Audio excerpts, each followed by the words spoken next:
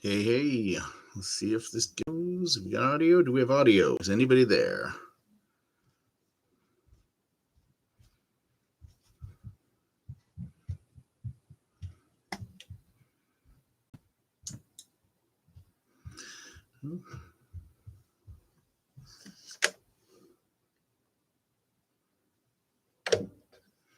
There we go. Hey, hey, guys, how's it going today? This is it, my first live broadcast. I am so pumped. I can't believe I'm actually doing this, and I can't believe that we've actually reached 100 subscribers. This is the best. I mean, I was hoping that eventually I made it hit 100, and I did not think it would happen this quick. Thank you, guys. Thank you so much for liking the channel and liking the content enough to subscribe. And I'm really hoping that we can get some more people in here to celebrate with me. I guess we'll see what happens. Right now, I'm just going to mess around a little bit with my synth here. And when more people come along, we'll just go from there, see what happens. So, because I'm recording this for posting later. And yeah, let's see what happens, Been messing around with this a little bit.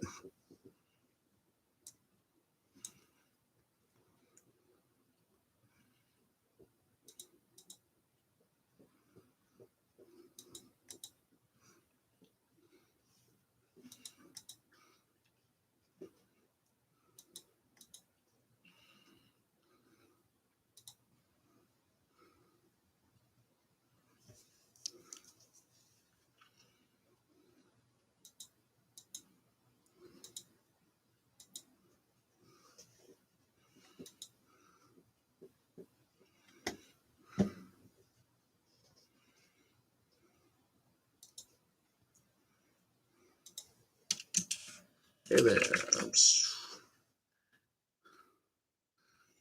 Anybody here? Says there were two people. I don't know who the other. Maybe it's just me watching from my phone. I'm monitoring to be sure that we're not. I'm not broadcasting to nobody. But that's okay. Whatever. I'm just gonna keep going here, and we'll see what happens. I've got a lot of stuff to talk about, and a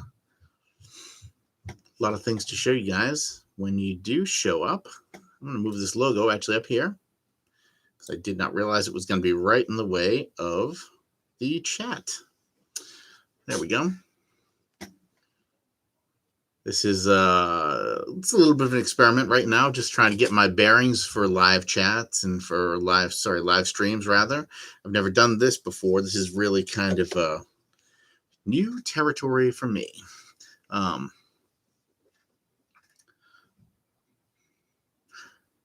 If anybody is out there and anybody has any questions, feel free to ask. I am an almost open book. Got my Captain Energy water bottle here. Look at that. Got some new merch that I've been working on getting out there. I haven't been able to sell any yet because I've just actually finished figuring out what I was going to do. Still not sure what I'm going to do on the other side. Right now, this is a prototype. It's kind of got just, music production services, including, things I do in my professional or semi-professional life, I guess you could say, because I do have a regular job. And hey, Brent, how's it going?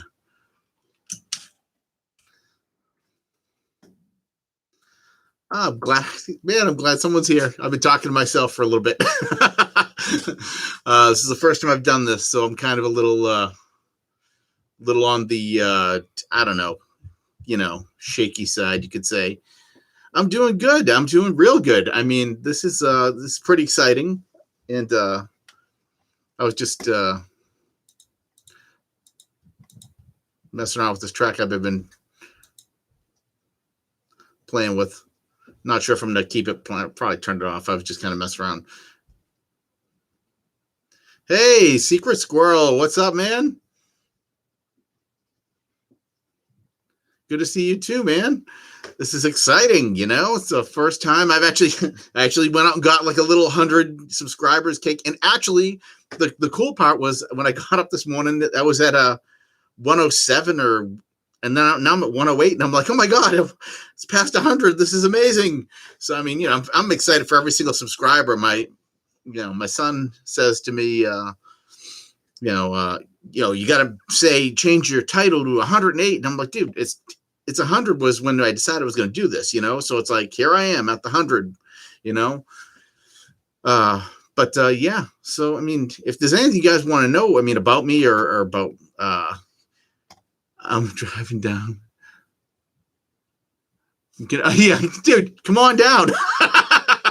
It's not a big cake. It's a little I mean, I tried to get the smallest cake I could get. I was going to get one of those little, you ever see those little shorty cakes, like 2 servings, like this big?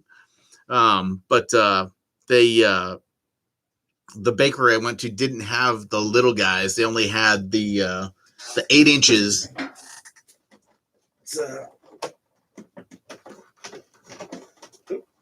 Let's not drop this. I mean, I didn't have time to get it completely customized, so I got just white frosting and did M&Ms on it and wrote 100 subs, My son is very excited for this later, my daughter had to go and wicked Trump me. I'm in Pennsylvania, Brent. I live out here in Pennsylvania. I'm from Boston, so I mean, if you're hearing like a Boston accent on me, that's probably why. I've been down here for a while. I'll lower this here. I've been down here for quite a while now. I've been living in Pennsylvania since 2000. Yeah, about 2000. So 21 years, I guess. Oh, only 8 inches. That's what she said. Only 8 inches, dude. No, I'm not going to even ask. Nope, this is a family show.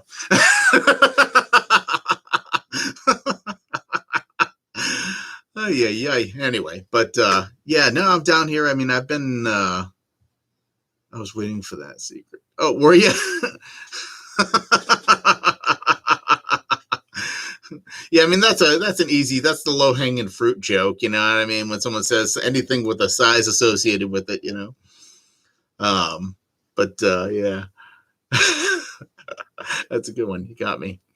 But yeah, no, I live out here. I'm right in Harrisburg. Actually, I'm not even in Philly. I did live in Philly for a little bit. My wife is. I'm married. I'm married for. Let's see, what year is this? 21, 20. Been married 23 years this year. I'll be married 23 years. And my wife is from Northeast Philly. And that's how I ended up down here. I lived in Massachusetts and worked for a record label back home. And I used to do DJing around the club circuit in Boston. Are you from Boston, or are you familiar with Boston at all? Or, dude, I was surprised it was that as short as it. Well, I shouldn't say as short as it was. Okay, I was expecting it was going to take a long, long time. I started doing this probably in, I'm going to say May. So 6 months, I mean, for the first 100, but it was funny because up until about a month and change ago, I only had like 30. And all of a sudden they started coming in after something happened with Reason Studios, where I mean, it wasn't even a month and a half ago, maybe a month ago. Reason Studios decided to go and become subscription based. And I put a few videos out about my thoughts on that. And next thing you know, I had more subscribers, and now I'm getting people for different reasons asking different questions. And I've been doing some hardware. I actually got a guy from back home, actually, my old roommate, hit me up and was saying, man, I was telling some people about your the drum kit video you did with the 303s, and he was all excited about that. He's actually planning on coming down. I'm hoping he does, because if he comes down, it's going to be an epic, possibly weekend-long stream. I can tell you right now, because Charlie K, if you're out there, Charlie, anywhere, if you listen to this video or see it later, Charlie's the man. He's the guy who, if it were not for my involvement with Charlie, and he was my roommate, and we worked together at the nightclub scene back home. But he, if it weren't for him, I don't know what would have happened to my music production stuff, because we kind of drove each other into making more music and DJing and the whole thing. I was a rock guitar player type thing in the '80s, and I was very into synthesizers and I loved them. But I played some '80s music, whatever. But in the '90s, once like Euro started hitting an Italo disco type thing, man, that was my jam. I just love that kind of music. And trance just flatlined me pretty much once I heard like Faithless and Rolo, those that type of music, Ibiza, the stuff from Ibiza, or Ibiza, however you say it. I say Ibiza, but technically it's written with a Z and it's pronounced TH. It's whatever.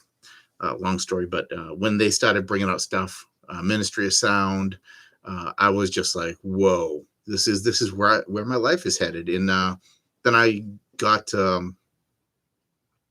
involved with a record label accidentally, kind of because I was trying to get with a record label forever.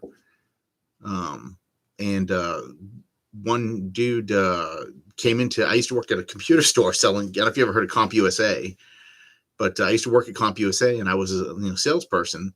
And this guy came in, and it turned out that the guy who came in to buy a machine was the dude who I'd been sending demo tapes to at Critique Records.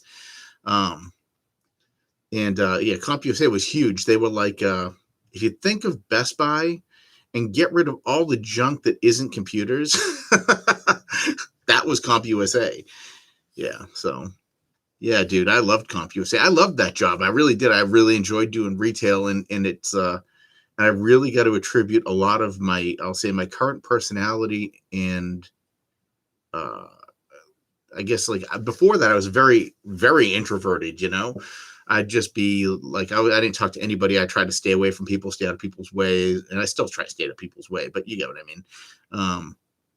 But when I worked there, my sales were pretty poor. And then the guys who were there besides me, and, we had two groups. There were the nerds who we all knew computers real well. And then there were the guys who could sell, water to, a fish type thing, or well, not to a fish, but what I'm saying, like sand to a guy who lived in the desert. He could sell anything. And those guys actually, we ended up learning to work together, and it was amazing. It really brought us together. And that's what kind of changed a lot of me. That's when I became a DJ. That's when I started, yeah, there you go. Ice to an Eskimo. Perfect. But yeah, that's when we started, I started coming out of my shell a little bit, and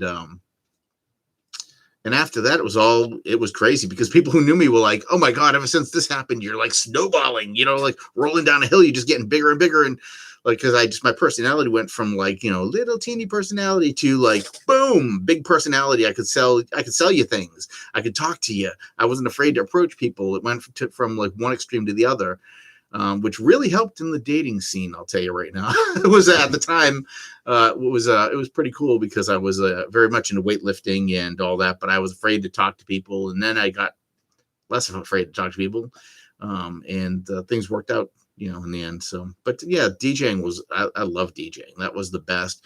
And when I say DJing, I don't mean like, not like the Dave Guetta press play and just stand there going, no, not that DJ. And I mean like DJing, like scratch mixing and like all the things. I've got, some pictures and stuff, but I mean, back in the day, my roommate, Charlie, what actually got me started was I kind of integrated tech into the club.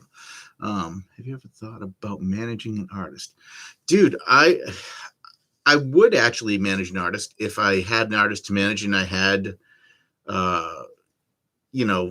basically, if I felt like I had someone who would, put their life in my hands, so to speak. But the other side of it is like, I don't know. I've kind of, I mean, my contacts, as far as that goes, have kind of, a lot have died, or just gone.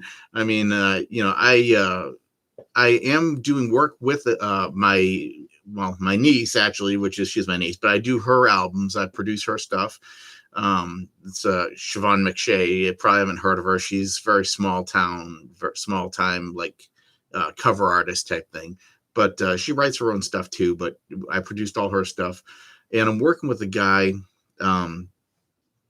Right now, I'm working on a couple tracks for Vito DePiro, who you might not know, and you might know Vito because it's not his real name, but Vito DePiro, that's his pen name, we'll say, or his artist name, is a guy who I worked with.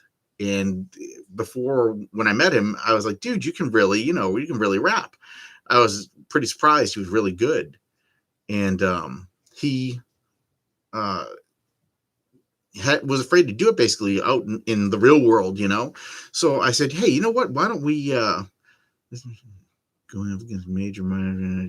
Oh, absolutely, dude. That's the thing. I don't think I could get anyone the clout that they'd need. Personally, the way the internet has changed things, I would say, I mean, I'd probably look more at like CD Baby or something like that to get something out there.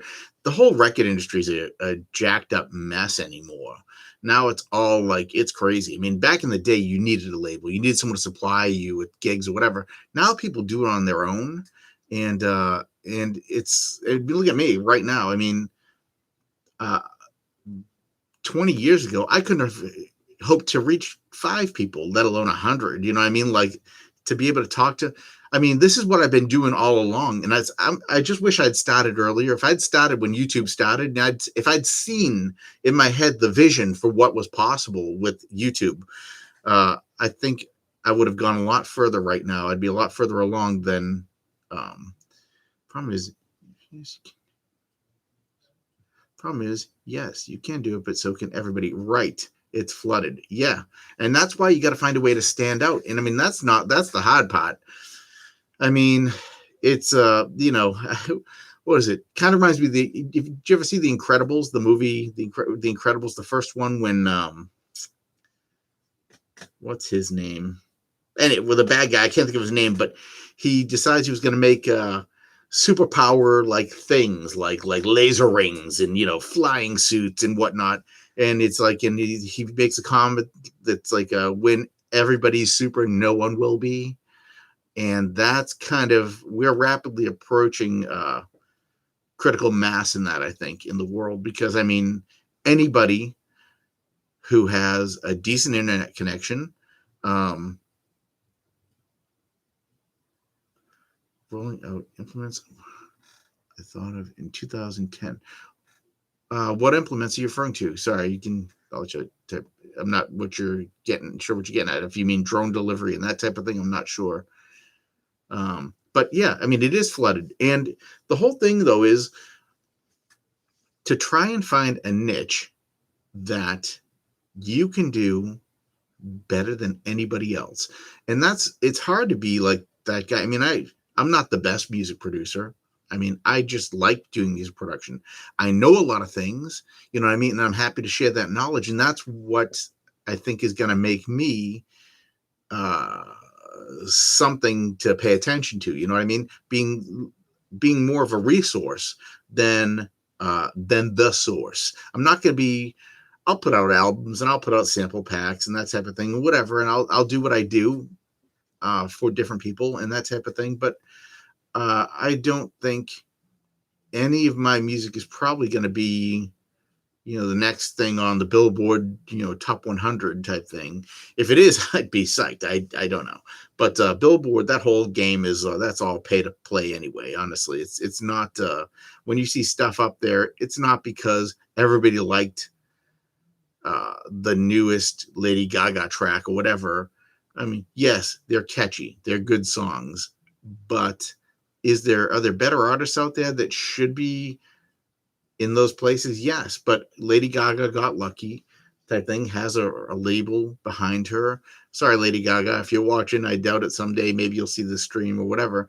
But and she's from here. I've actually seen her a couple times. She's from Pennsylvania. Christian artist. Just curious. Oh, I've done some Christian music. I am actually, well, not to throw my religion in the mix, but I mean, I am a Christian, and I do have certain values that I try to uphold in all the music I do.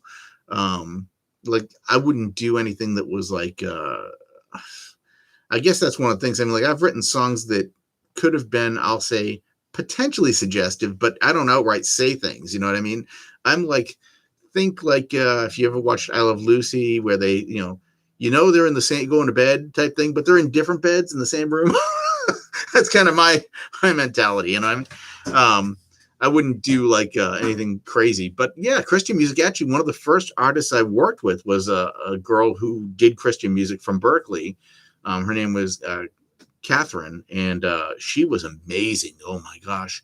And she did secular music with me, as well as we did some Christian country music. I do country, I do electronic. I do like doing country, and I play I play a bunch of instruments. I play guitars. I've got my dulcimers in my, you can't see it, but my mandolin's over there. So, I mean, how dare you? Are you suggesting that corporations are corrupt? Yes, I am. I'm saying the system is pretty corrupt. Yeah.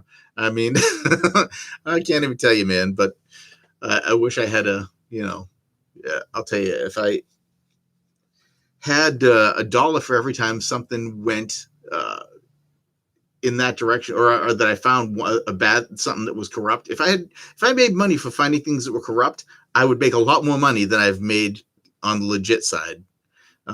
It's crazy. There's a lot of I don't know. I mean, there's as far as music goes, I mean, pay to play is one thing. I mean, and everybody kind of does, pay to have their music out there. And whether you're paying a record label or you're paying your subscription fee to, CD Baby or someone else to get your stuff thrown in the mix for some guy who happens to like your style of music, and it just eventually gets played and he hears you and thinks, oh, wow, I really like that, I would like to do, I mean, a lot of stuff I do is instrumental. That's one of the reasons I do instrumental stuff, because instrumental is, in my opinion, the least offensive music. You can't offend anybody doing instrumental music if they listen to it. There's you paint your own picture with it. You know what I mean? It's just a soundtrack to your life, if you will. I mean, if it's happy and uplifting, then wonderful. If it's sad, then maybe use it when you're sad. Doesn't, but yeah, as far as the let's get a little water here real quick. As far as music types, a little ASMR, that was awesome. Actually, it sounded really good through the headphones. I've never done that. But I think pay to play is specifically paying a radio station for spins. Everything else is legit advertising. Yeah, well, I mean, yeah, true.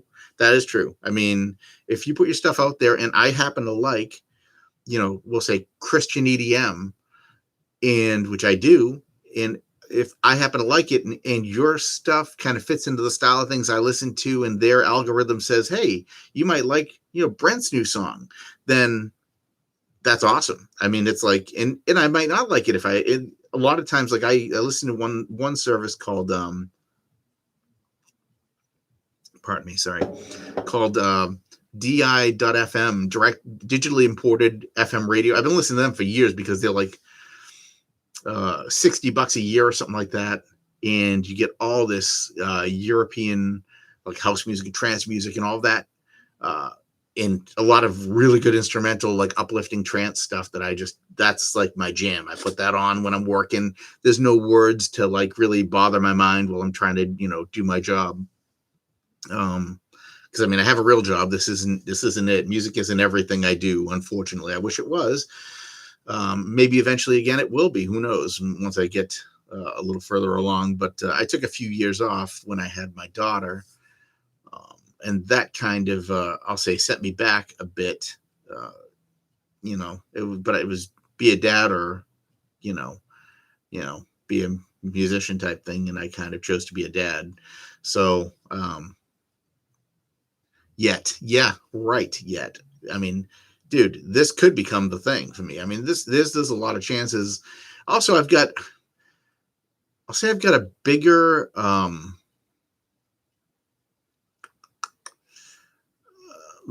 my toolbox is larger than a lot of people, just wanted to appreciate the moment. You're cruising. Oh, thanks, man. Yeah, that's. I mean, dude, I am really happy with you know where things are going right now with this whole thing, and I'm just loving the fact that I can do something like this and give back to people. Because I mean, really, I mean, my whole, I don't know, I've got like a weird kind of thing about me that I do like to help people, and even if I'm not making a crazy amount of money or getting rich off it, whatever, if something I do helps you do something to get ahead, if like say for example you're doing music production stuff and I teach you some chord progressions or whatever, or I teach you some ways to record better or make things better for your, then um that's good. I mean, I feel good about that, even if it doesn't benefit me per se directly. It benefits me in a different way. It benefits me like spiritually, it benefits me to know that I'm helping people. So you know vision. What do you mean vision? I'm sorry. Yeah, vision. Oh, my vision. What is my vision for myself? Well, I mean, I've got, like I said, I've got a larger palette of tools type thing, or bigger toolbox. Like, I mean, as far as the stuff that I do, I mean, music production. Yes, I do and I love all the software. And I love doing demos. I love doing. I like to teach. It's cool. Um, I really do like making music, and I haven't had a lot of time to make a lot of music lately, but I've been trying to find more time to actually make some more music lately. I've got a couple things going on, but there's also other things like as far as setups, as far as designing. I've actually been talking to a couple people. Actually, I was talking. Secret Squirrel, you actually mentioned I should talk to Venus Theory, and actually I'm going to say that I did. I actually talked to him. I spent about an hour or two chatting at him the other day just to kind of get a better feel. I wasn't sure how our personalities would blend. He seems like he's actually a lot cooler of a guy than I would have even thought. And so I mean I can see something coming out of that maybe, but I mean as far as like like I do sampling and I do building sound, sound packs, and I do. I'm a programmer. That's what my job is. Yeah, he's wicked mellow, dude. I mean, I'm thinking, man, with all that coffee, I thought he'd be more hype. No, just kidding, because he drinks coffee all the time. No, but he, yeah, I got on with him the other day. Yes, it might have been yesterday. Yeah, I think it was yesterday. Yesterday, I was in Discord, and all of a sudden, I was in his Discord, and all of a sudden, he came in. He started like chatting back and forth with another guy, and so it just got interesting. And so I chimed in. Next thing you know, we're talking and exchanging ideas, and yeah, it was pretty cool. And they're like, "Hey, yeah, put your videos up on my Discord, and blah blah. We'll promote your stuff." And I'm like, "Well, that's pretty cool because I actually was promoting his stuff already." I'm like, I feel like it's like a centrifugal type force. You know what I mean? You get in with people um, by appealing to their interests to some degree. I mean, he wants to promote his stuff. I want to promote my stuff. But if we can help each other promote each other's stuff, then that's even better. And I think it's better for the whole community. He's quite the talented guy, and he's got his niche. He does what he does, and as far as the but oh yeah, I mean like my see a lot of see a lot coffee. Yeah. dude dude I I've been trying. I stopped for a while drinking energy drinks. I used to drink like 4 or 5 energy drinks a day. I was like this close to, not, it's probably not a good thing, but I rediscovered G Fuel, which is not as this is not sponsored. This is just saying this is like one of the things I drink. It They've got some really unique flavors, and they're not super like jettison like energy drinks. Gonna have synergy. Yeah, dude. I feel like he and I would actually. We'll see what happens. We will see what happens because I'm starting to think, this might actually be interesting. And I was really I was hitting up Dom Segalis and Dr. Mix to see if they'd come along today, but I see that they're not here. It's okay. It's okay, Dom. I still love you. But Dom Segalis is like one of my. He's kind of Dom and Dr. Mix are kind of my like I don't know. Well, actually, and also to give like props to one other guy who wicked encouraged me was Brian Funk. He is he's got a I'm across your channel. Your preferred dog. Oh, you came across my video for the Gadget video. You know, dude, I love Gadget. That is like I have that on every, where's the phone? I've got it on every iOS device I have. And I actually have all the plugins on my Mac, and I have the Mac version. My preferred DAW, it's hard to say. I go back and forth between a bunch of DAWs. Like right now, let's see here. If I've got, right now, go over here for a second. This is actually what's going on my other screen. This is Reason. Let me unlock that because apparently I have it locked down. And this is one of the DAWs I use. This thing's pretty insane. I also use Cubase, but I also do use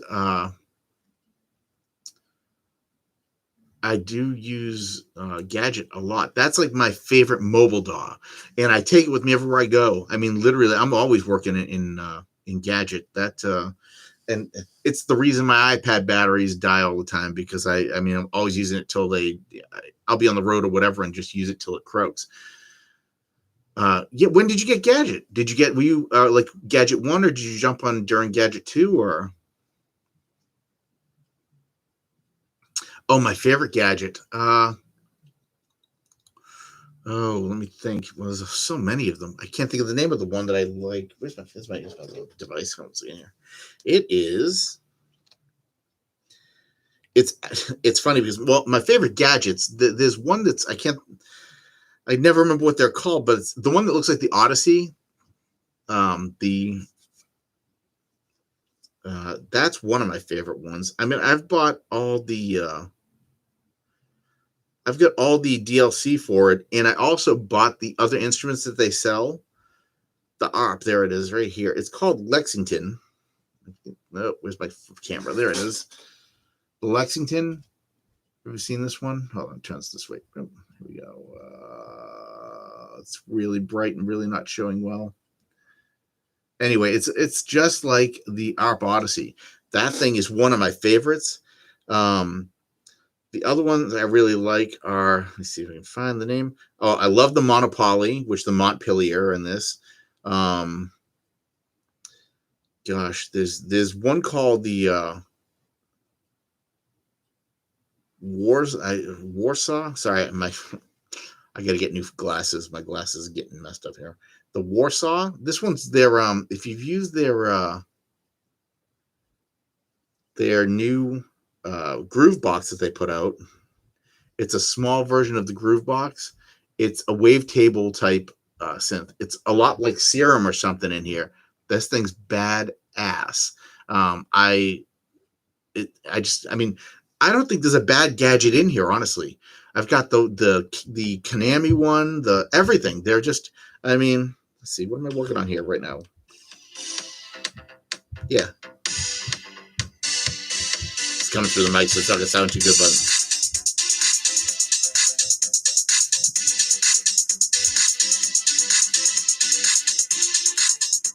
I mean, yeah, this thing just sounds great. It's amazing. I actually bought the Korg controller. That's one of my other videos. Is that the video you talked about that you saw, the one with that Korg controller?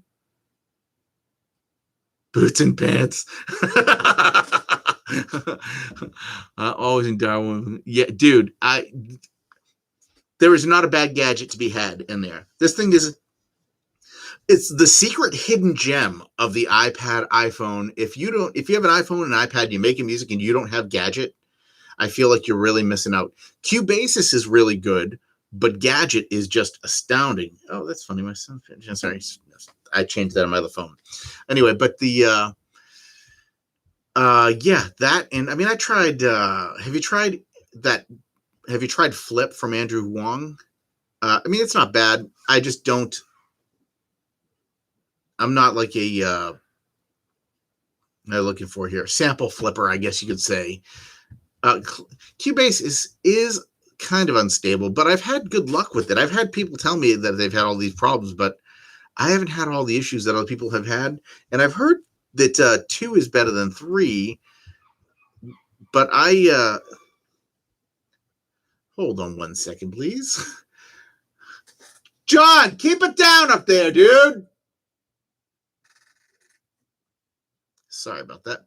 My son's upstairs with his friend. They're playing. I don't know what they're doing, but I'm just like, you guys keep it down up there, please. But Cubase 3 for vocals, and it crashes so many times during a session. You know what? Maybe that's why mine isn't crashing. I haven't done vocals in it that much yet. Like the audio part might be the weak point there. You know what I mean? I generally use my iPad, iPhone stuff for, I'll say like a 2020 iPad Pro 500. 500? I'm not sure what that means, 500.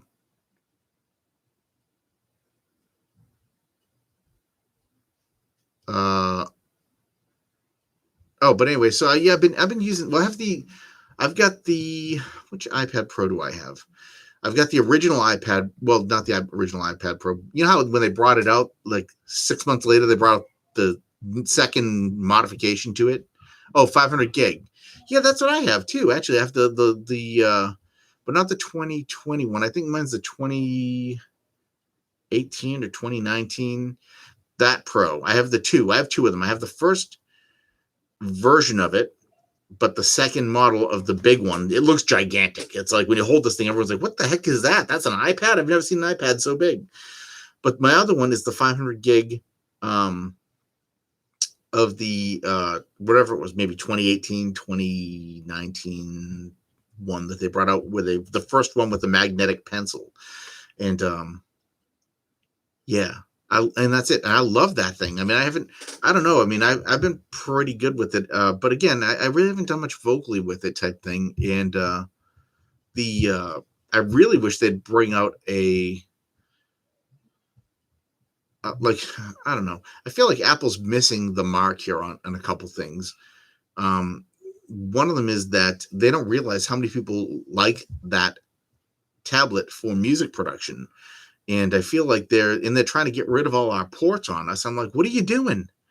Because if they take away all the ports, we're not going to be able to plug anything into it, and all we're going to have is Bluetooth, and Bluetooth is going to suck. Logic needs to hit iOS. Absolutely. And I think that's going to happen now that we have the what do you call it? Now that we have iOS kind of running on the what's it called? Now that we have iOS running on, am I looking for on the new M1 processors, how they're doing the little kind of crossover type thing. Hey, someone else showed up. I don't know who it is, but let's see. We got another person in here. Oh, I can click that. I guess I can't. I don't know. Like I said, this is the first time I've done this, so looks like we've got another person joined in, but I don't know who it is. Say hello wherever you are. But anyway, yes, we're talking about, in case you're interested, we're talking right now about Gadget by Korg. But yeah, Korg Gadget, man. If you have the Mac version, do you have a Mac? Because they lose money if everybody switches. Apps are cheap, software is expensive. Right. Yeah, that's true. But yeah, I don't know what they can do though. I think that might happen though, because that software, I don't think the software will get cheaper, because they're definitely making their money on that. And actually, you know what though? What I did like about the app, I'll say mentality, pardon me, is that they kind of let you keep that app for so long. You know what I mean? They'll maintain it and update it. Like the Apple stuff, especially, it's like they've never charged me anything for some of these like updates. With Logic, I mean, I got so many free updates off that. Like where Cubase and pretty much everybody else is on an set every 2-year cycle type thing, for next version. I've seen Logic upgrade, dot one, dot two, dot three type versions, and they just keep giving it to you. And I'm like, man, this is great because Logic is a good DAW. Especially that latest version, how they've really made it kind of really performance oriented. I was actually on with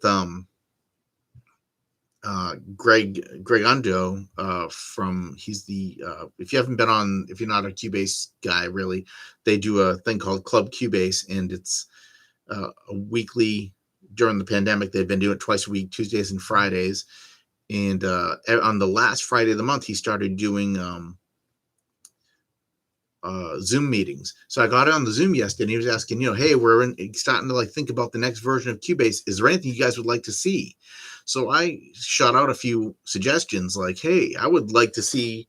One of the things I would really like to see is a more performance-oriented capabilities in there, because Cubase is great, but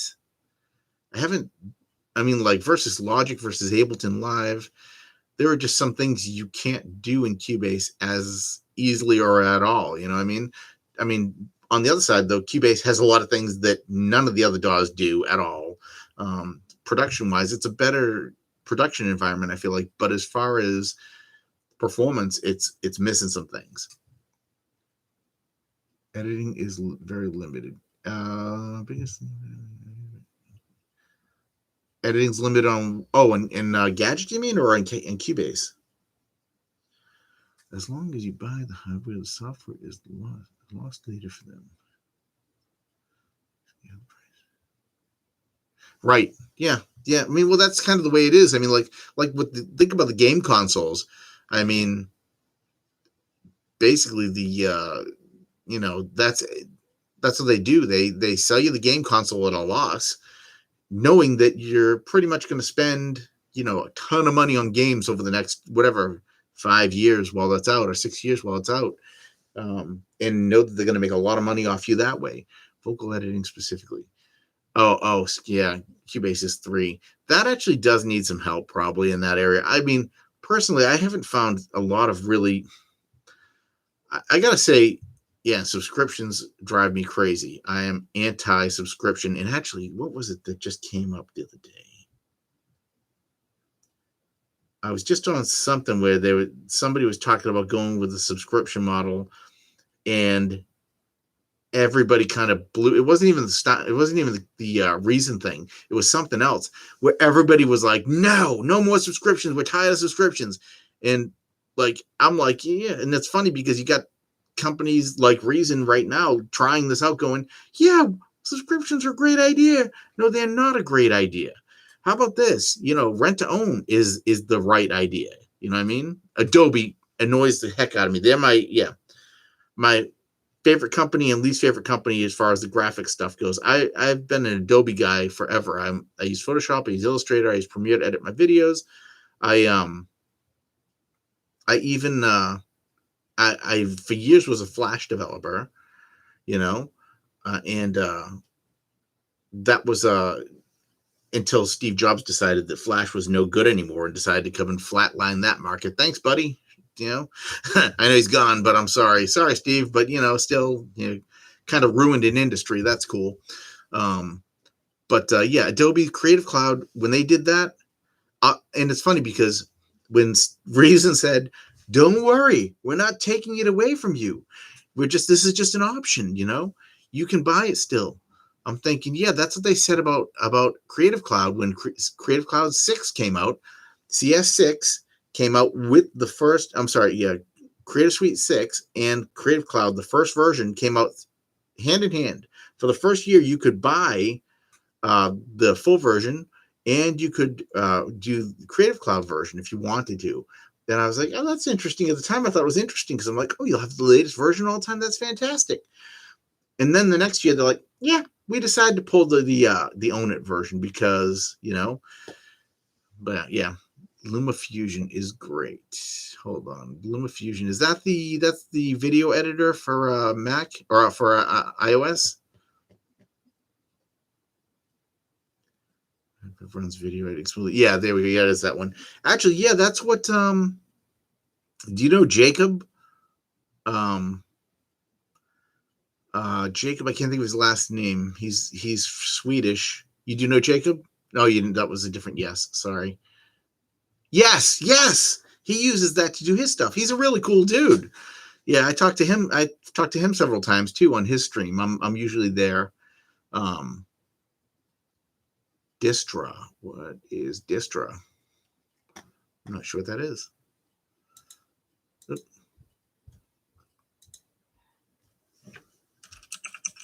So I just looked that up. Distra. Lenny Distra. That's not it. I'm sure videos of.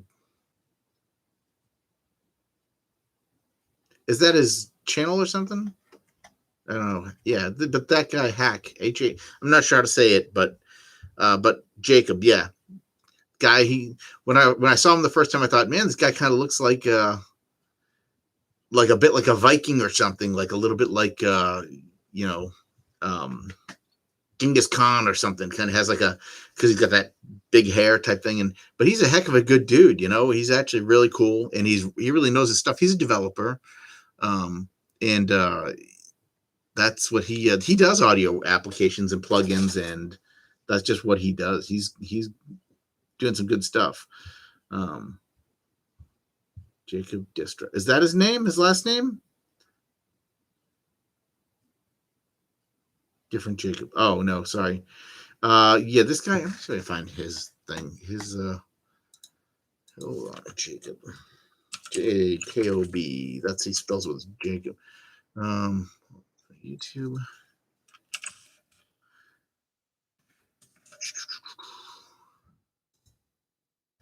Jacob.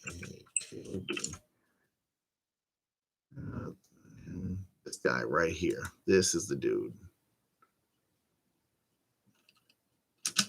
Yeah, here we go. Let's see if I can share this real quick. Let's add a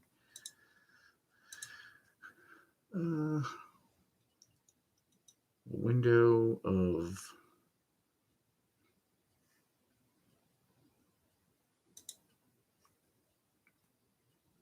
yeah, there we go.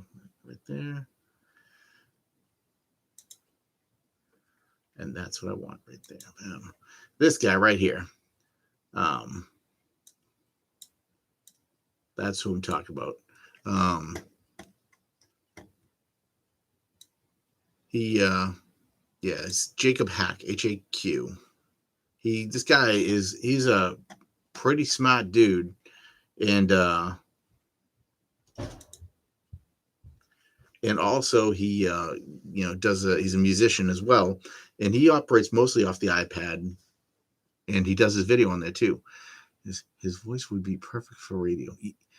Jacob's voice? Yeah, he sounds real good. He's got a great voice.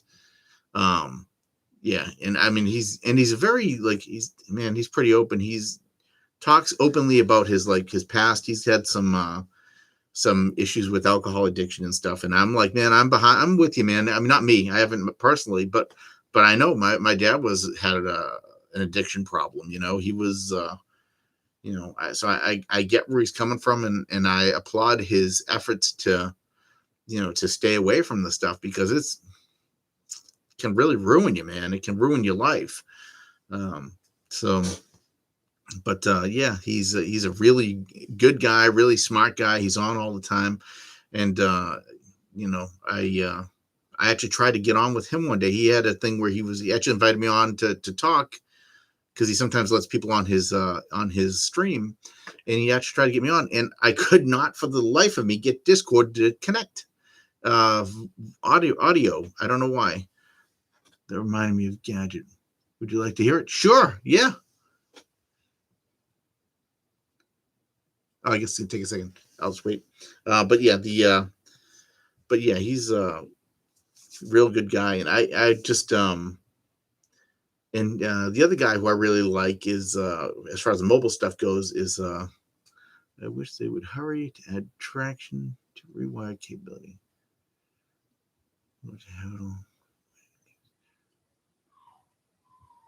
To rewire capability. What do you mean traction to rewire? What's traction? What do you mean?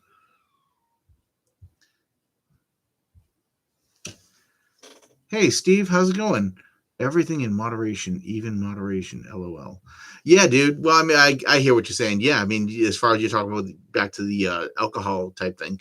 Yeah, man, it's crazy because it can be a slippery slope, man. I've seen people, go down hard. You know what I mean? But I've also seen people who can, like, I mean, personally, I'm like, I don't drink because I just don't want to. You know what I mean? I don't like the taste of it. Most alcohol does not appeal to me. Between Dubai and Abu Dhabi, people in Dubai do not like Flintstones, but people in Abu Dhabi do. That's funny. That is good because like I got you. That's funny. Um, Oh, but yeah, my I've seen people like, I mean, like, I don't drink just because I don't like the taste of it. I have friends who do. I have friends who don't. I do have I joke around with my wife about my I'm on the beer a year program, which is like about once a year during the super hot summer day when I have a cookout. I'll be outside, right? And it's like it seems like everybody drinks all the water's gone, all the soda's gone. By the end of the day, all that's left in the cooler is like the light beer. It's not even like the I'll say the good beer, but I don't like the dark beer and I don't like lagers and stuff anyway. But I'm dying of thirst. It's super hot outside. Like my throat feels like it's all cracked. And I look in there and all that's left is the Bud Light because no one else likes Bud Light at all. And there's Bud Light. So I grab Bud Light and it's ice cold, the coldest beer you ever had. I'll drink that thing down and it's like, oh, that was like the best beer ever. And that's the only beer I have every year. But Concord wine, I like the dessert wines. And I do like a good, I'll say a good sweet cocktail.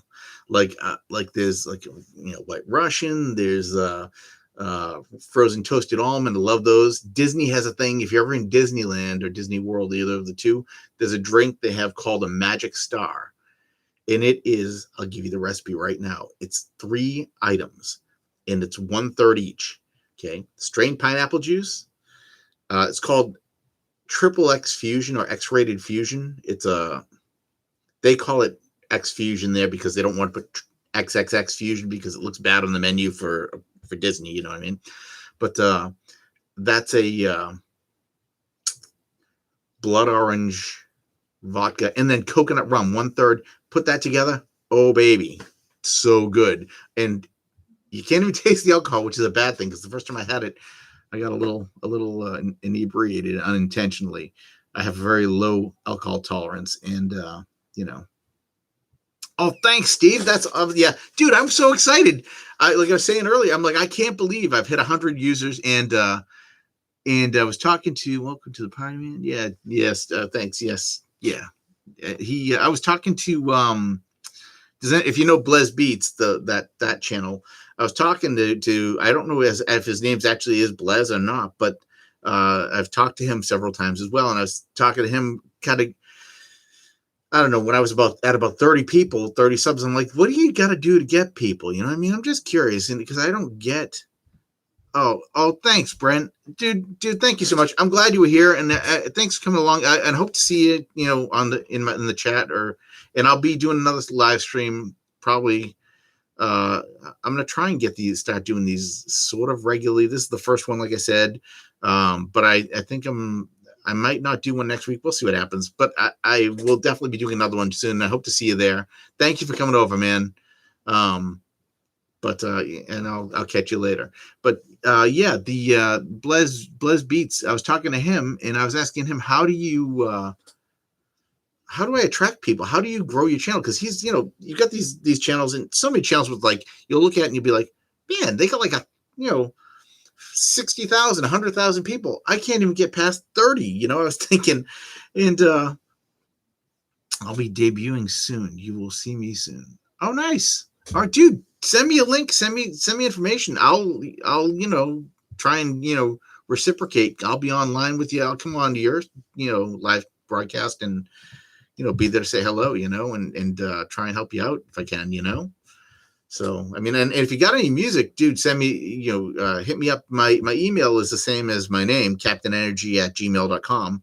If you want to like send me something, like music or whatever to listen to, I mean, feel free. I mean, I'll be glad to, do something with it if you want me to like give me permission to play it in the background or something, as long as it's not like, nothing like copywritten or whatever. If it's custom and, I don't want to get any copyright strikes.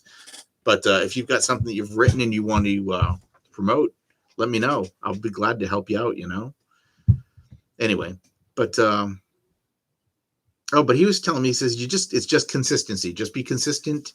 Keep putting stuff out there. Eventually, if people like it, they'll like it. You'll know soon, whether it goes or not. And all of a sudden, yeah, here I was at 100 subscribers, and I'm like, this is pretty amazing. Of course, my daughter, who is 19, time, patience are the two biggest keys. Just keep doing and that's it. I'm just doing I'm just doing what I think is, I'm trying to be a good person and help people out and share information,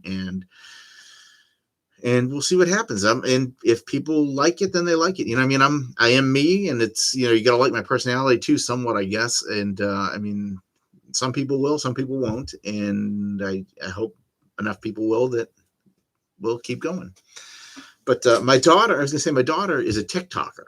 Okay. And she does, it's called, she does anime type stuff, like cosplay and whatnot. And, nothing crazy, just, but she does these paper wigs. They look like the real anime characters' hairs, like all cut crazy, whatever. They look really neat. She does all the makeup and stuff, and she just hit 40,000 subscribers. I'm like, 40,000? How the heck? And she started her channel at the beginning of the pandemic. I'm like, I don't know. I'm just like, 40,000. Dang. And my son laughs at me. And I'm like, dude, I have a totally different platform. My platform is like actual, music making and sharing information. It's not as interesting or entertaining as the stuff my daughter does. She does like these, voiceover things and, anime dances and whatever. And like, crazy, exciting little 60-second videos or whatever. I'm lucky if I can keep someone's attention for the full video, because you come on, you get the little bit you need, and then you're out. I've, trying to learn to consolidate it so it's quicker, but there you go. Actual content versus fluff. Not that sorry, hon, if you're listening, my daughter might be watching, but she's amazing. She's an incredible artist. She does tattoos. She's a tattoo artist. And she does the stuff she does looks incredible, but it's not like something you come to learn anything for generally. Her streams you can, because her streams actually, she'll show you like how to do the makeup she does and stuff. But the little videos she does, TikTok, you're not going to learn a lot off TikTok. I'm sorry. Except for now that, I forget who it was, but somebody, one of my son will show me the video of one of the guys who learned to, quote, hack the algorithm. I'm like, hack the algorithm? Apparently he, if you take your video and use the hex editor, and in the header tell it that the video is only 60 seconds long, you can make the video as long as you want it to be. As long as the header reads 60 seconds, it will play to the end. But the header will lie to their algorithm or to their software, and then it will just it'll play the whole thing. So you could put like a 2-hour movie, and as long as you hack the header and change with the hex editor, change the header to 60 seconds, it'll play the whole thing. So now when you go to watch TikToks, you may bump into someone who knows that they can do that and does the whole, hacks the thing. So you're thinking you're just getting a quick little laugh or whatever from, Kevin Hart. Next thing you know, you're watching a 45-minute documentary on whatever.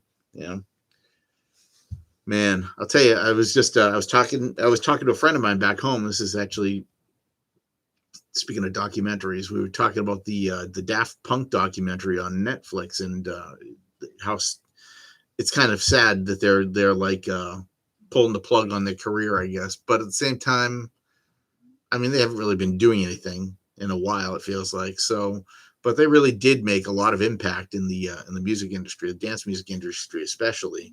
Um, they will be missed, I'll tell you them. And it's been a really weird year, by the way. If anybody, I don't know, we lost Rupert Neves died recently. Chick Corea died. I mean, we had Eddie Van Halen die. It's just been like person after person. It's just, I'm like, my God, I just wish, uh, this would slow down. I feel like it's been a bad time, Um, but I guess it's hard to, you know, been, these, a lot of people have been around a while and I guess it just happens. But anyway, does anyone have any questions? I mean, anything you guys want to know about, me, or do you want to tell me anything? Do you want me to, any kind of content you'd like to see or anything you'd like me to do? I mean, I did get a cake. I can bring the cake over. We can, whatever. I was going to save that to at the end. I don't know. But I did get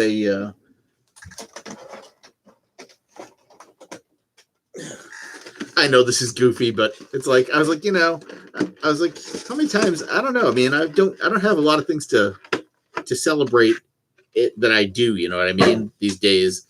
So I got this like thanks for 100 subs cake type thing. It's not like anything crazy. It's just a cake. I actually wish that I had the cake my wife got me for my birthday for this event.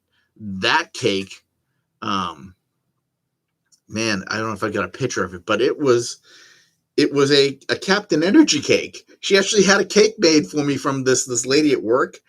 And it was, I'm just seeing if I got a picture of it, because if I do, I'll show you guys. It had piano keys all around the sides. And it had a little, I guess, edible version of me, but it was, I wouldn't have recommended eating it because it looked like it was made of like, here it is. I do have it right here. Let's see if this works here. That's not really working too well, is it? Nope, we got a lot of glare. Let me see if I can get this on the screen here. I'll put this up to I'll send myself some copies of this.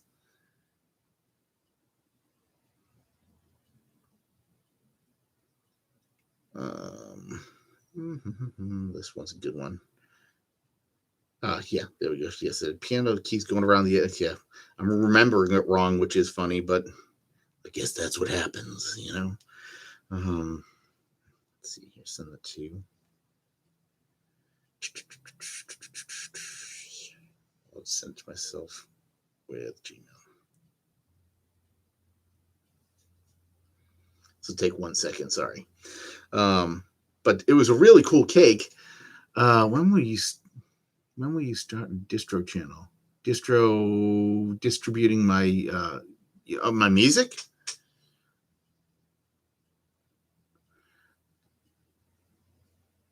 Yeah, dude, it's kind of crazy. I'm surprised she's hung around, my wife. Honestly, I love you, hon, but I am kind of surprised that she's hung around because we have been through some things as far as in life, and every year, every year that we have together, I'm always like, I can't believe we got through another one. It's just funny that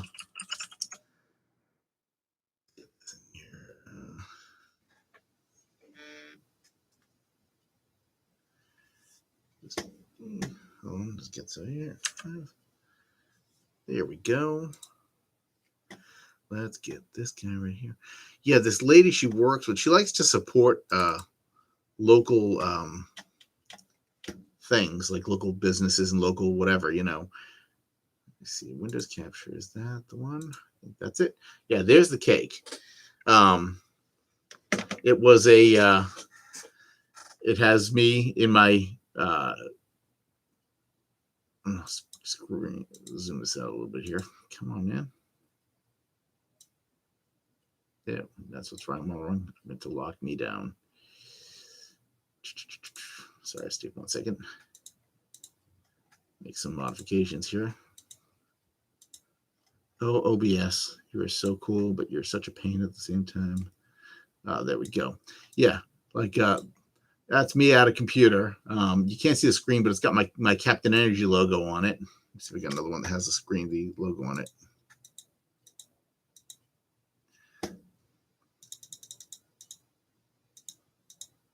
There we go. Yeah, the lady did the Captain Energy logo on the front, which is funny. But she, it was my birthday, and my wife had this cake made for me. It was just really cool. I was like, and very surprised by it too, because I really wasn't expecting that cake at all. And because I'm like a huge fan of like the when we start distribution out. Hold on, what bring it out? Do you have for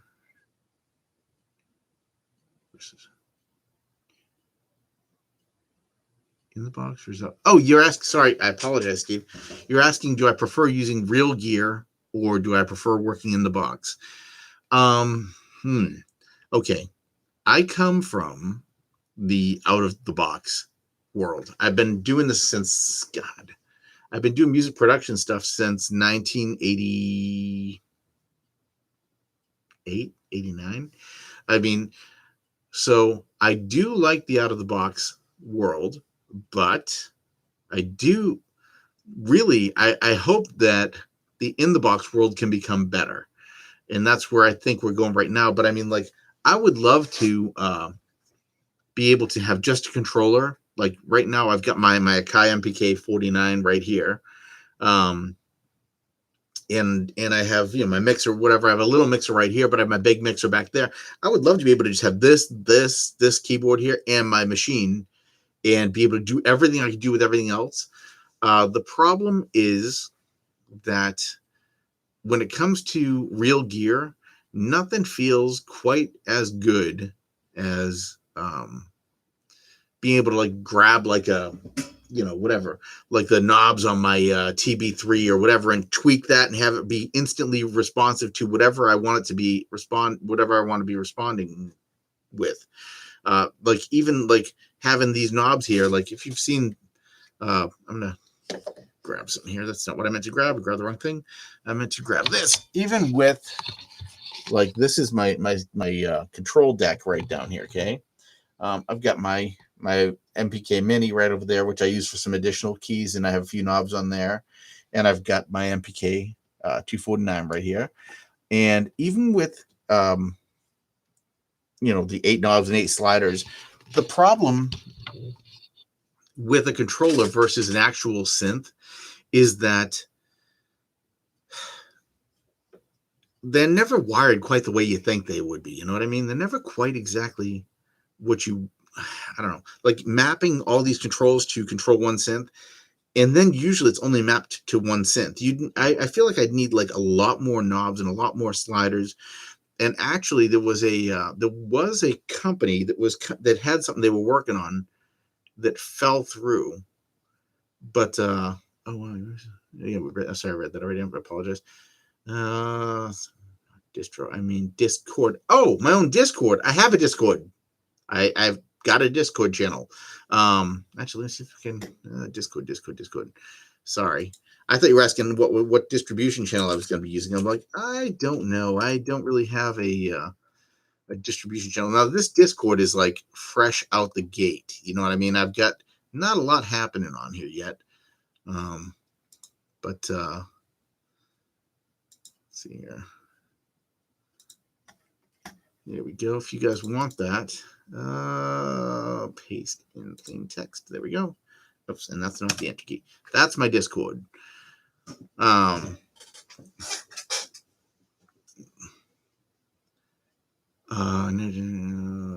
Right. Yeah. Well, there was a company that had come out with this thing, and I'm trying to actually it's something I'm actually talking to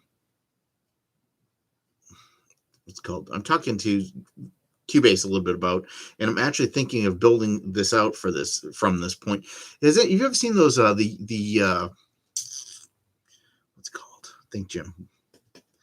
There's some apps for the iOS platform where you can draw controllers on the screen, and then those controllers are you can map them in to anything you want. And you can use them like a controller to your DAW. The only thing is that um, it's not very well, you don't have the touch factor because it's like it's glass, you know. I mean, you don't have it's not as nice because it's glass, you know. Glass is okay, but it's just smooth and it's visual and you can touch it and move it, but it's not the same as having a real controller. Also, I think I would prefer a touch screen with a like on the Wacom tablets, how they have like a frosted kind of glass that doesn't fingerprint all up, and it's not like draggy, like your fingers don't drag on it. It's got a smoother kind of like that type of touch. But if we had a controller like that, a screen that I could put here, and I could build like controls on it and use that, that would be perfect. I mean, then I could have everything. I could have my keys, and I could have all the sliders I want for whatever device I wanted to control, and it could be um, visually correct. Like I could look at it and go, "That's the 303 right there. Grab that knob, turn that knob, do this." You know.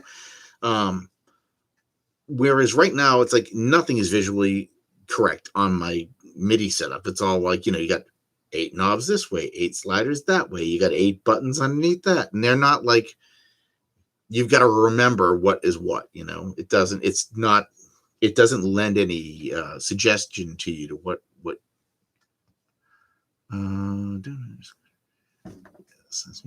Plugin Gurus Unify is ideal for that. You can assign any CC to anything. What? Plugin Gurus Unify. Let's look that up. That sounds really cool.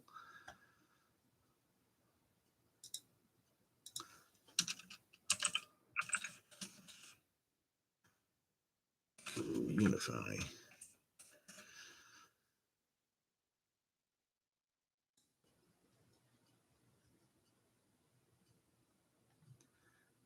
Is now available. Let's see what it looks like.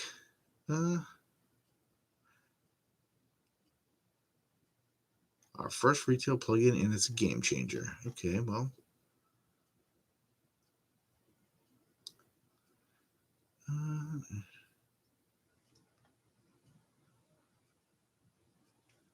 I looking at the right thing here? I don't know if this is.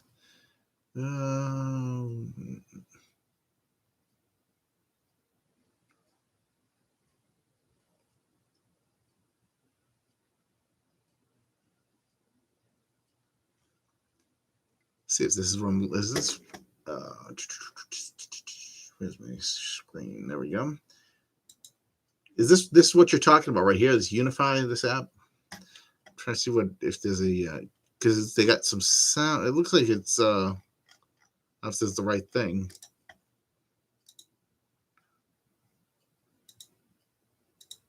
Come on, baby.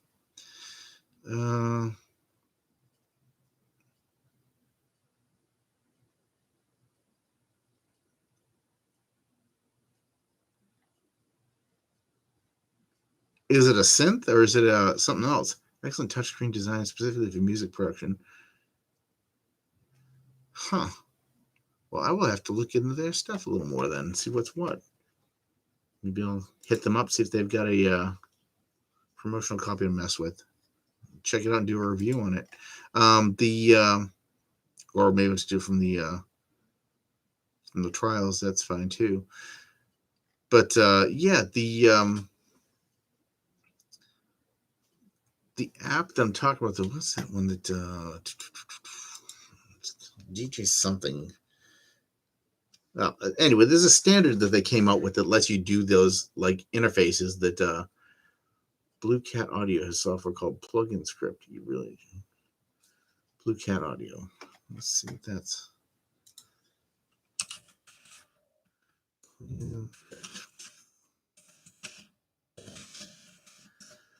Let's see. A MIDI script plugin. You're trying to build custom effects, virtual instruments without your favorite DAWs. What is this?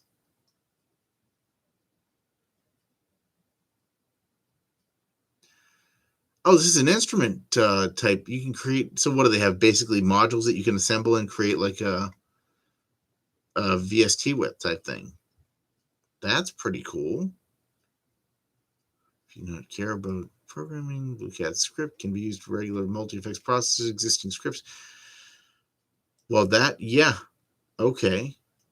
And are these secret? Do you know if these are distributable? Can you create like distributable VSTs with this, or is it something where it's like where you need to own it, and I can create a thing and then give it to you, and you can load it in there? Does it create standalone VSTs at the end? If you're familiar with the reason, there's the combinators. Think of it as a combinator whose steroids are on steroids. Dude, I'm wicked familiar with Combinator, and I'm actually talking to what's his name? I was talking to oh my gosh, I can't think of his name, but the guy who's in charge of the whole reason does redesign stuff. Mateus, I think. No, not Mateus. He's one of the, but he was on the stream. He's one of the guys who's always on there with Ryan whenever they do their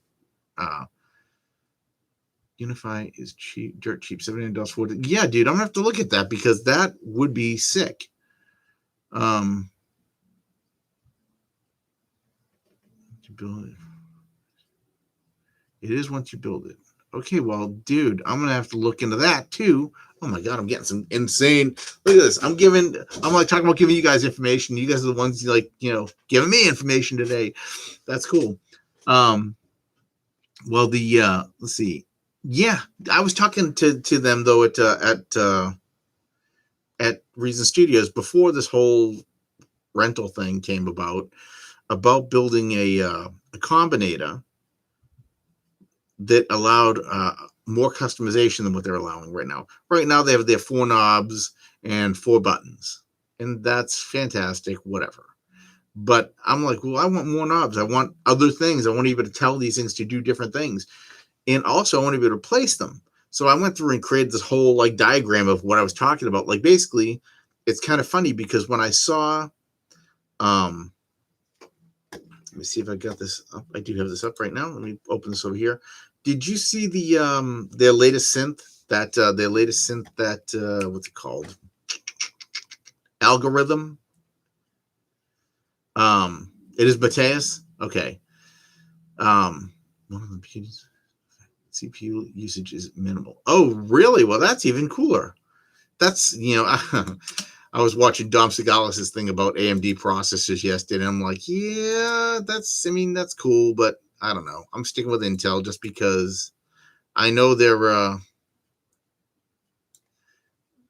things AMD is better at, yes, but at the same time, I just really I do like the Intel processors. I feel like they're solid, and that's just me.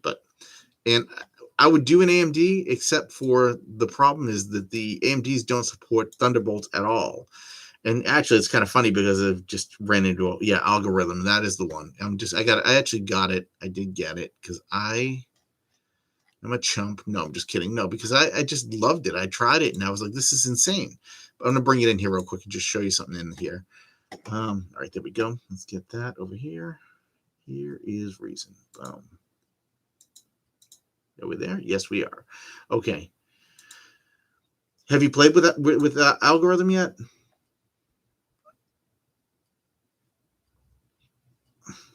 Let me unlock that. Unlock that. Please, I need to assume that a little bit. All right.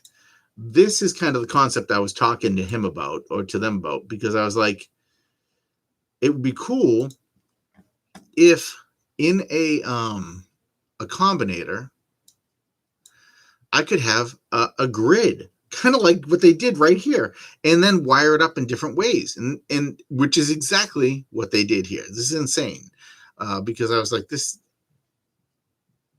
I talked to them long enough ago that that idea could have actually been sort of what inspired this, but I don't know if it was or not.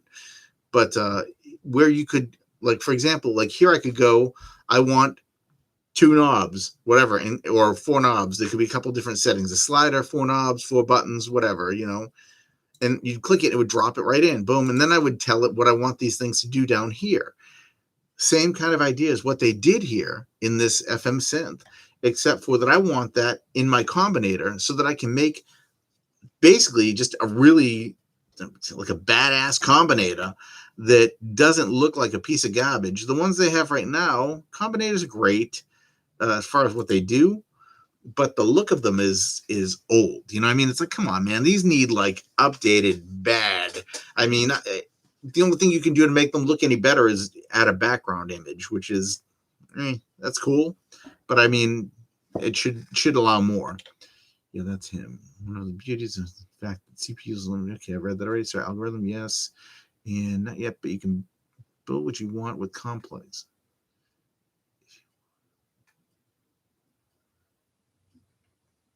Not yet, but you can build what you want with complex if you want to go down the rabbit hole. What do you mean, build your own synthesizer? Build like synthesizers with complex? Do you work with Reason Studios? Just curious. Steve? Sorry.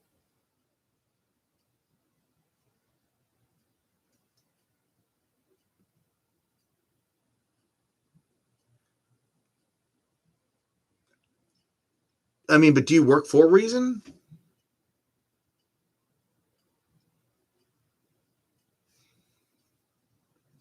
I'm just curious. That'd be awesome. If I had someone from Reason Studios on the that'd be pretty awesome. Should I look at you?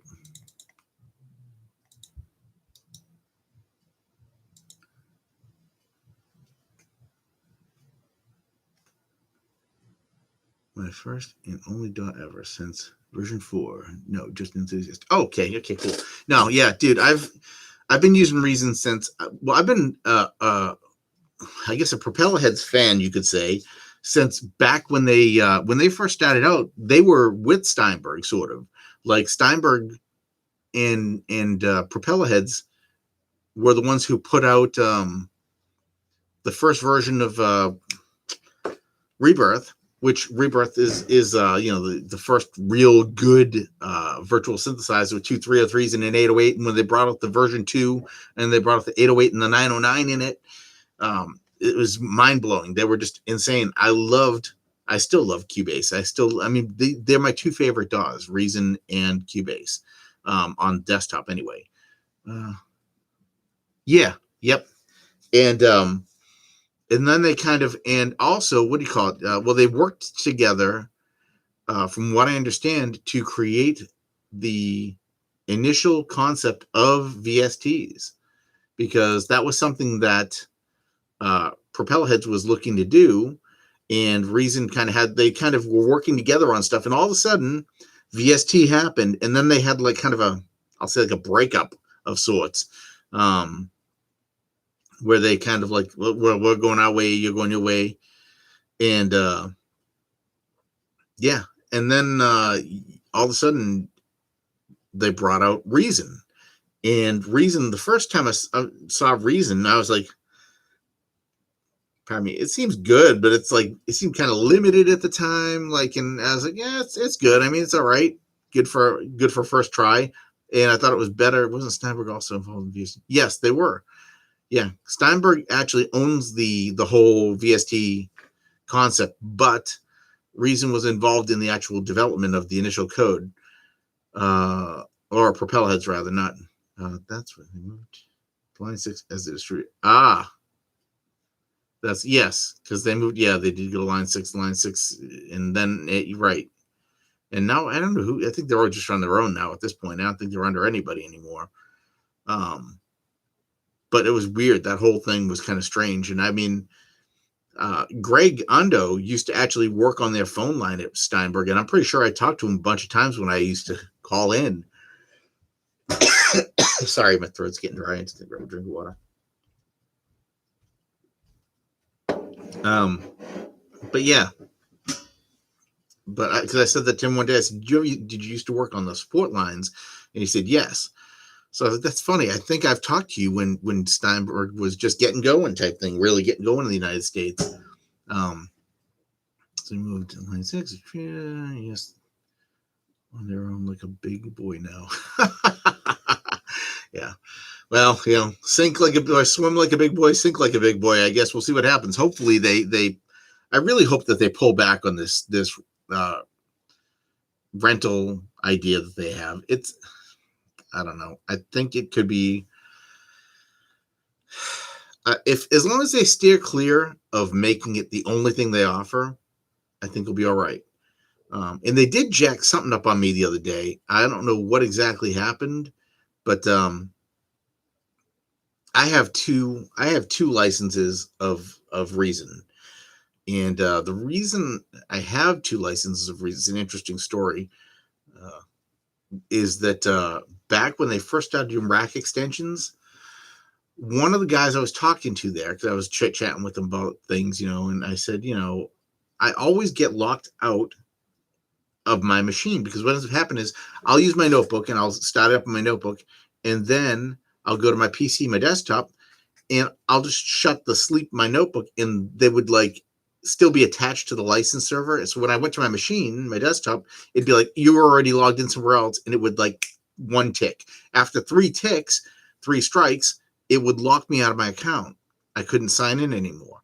Then I'd have to send an email, and I'd have to wait for support for 3 days to get back to me, and they'd finally unlock me and go, okay, no problem, here you go. So I decided I would buy a second license because in my mind, I should be able to assign one license to one USB lock and one to the other, and plug them into two different machines, or sign in from two different machines, and it should be able to figure that out. Didn't work the way I wanted it to. And they basically kind of gave the impression it would when I talked to the person I was talking to. And also the other thing that was cool was they said that rack extensions weren't tied to a license. They were tied to a username. I said, oh, so what does that mean? They said, well, so if you have two licenses and you bought the rack extensions, you should be able to use those rack extensions on two different machines simultaneously. So I thought to myself, oh, hell yeah, I'm definitely doing this, because that's like every license I buy or every rack extension I buy, it's like buying two. I'm good. I can stack and have two separate PCs, whatever, and on the road or whatever, or when if I'm in the studio and I need more processing power, I could easily just go sync up two machines and have additional sounds coming off of one.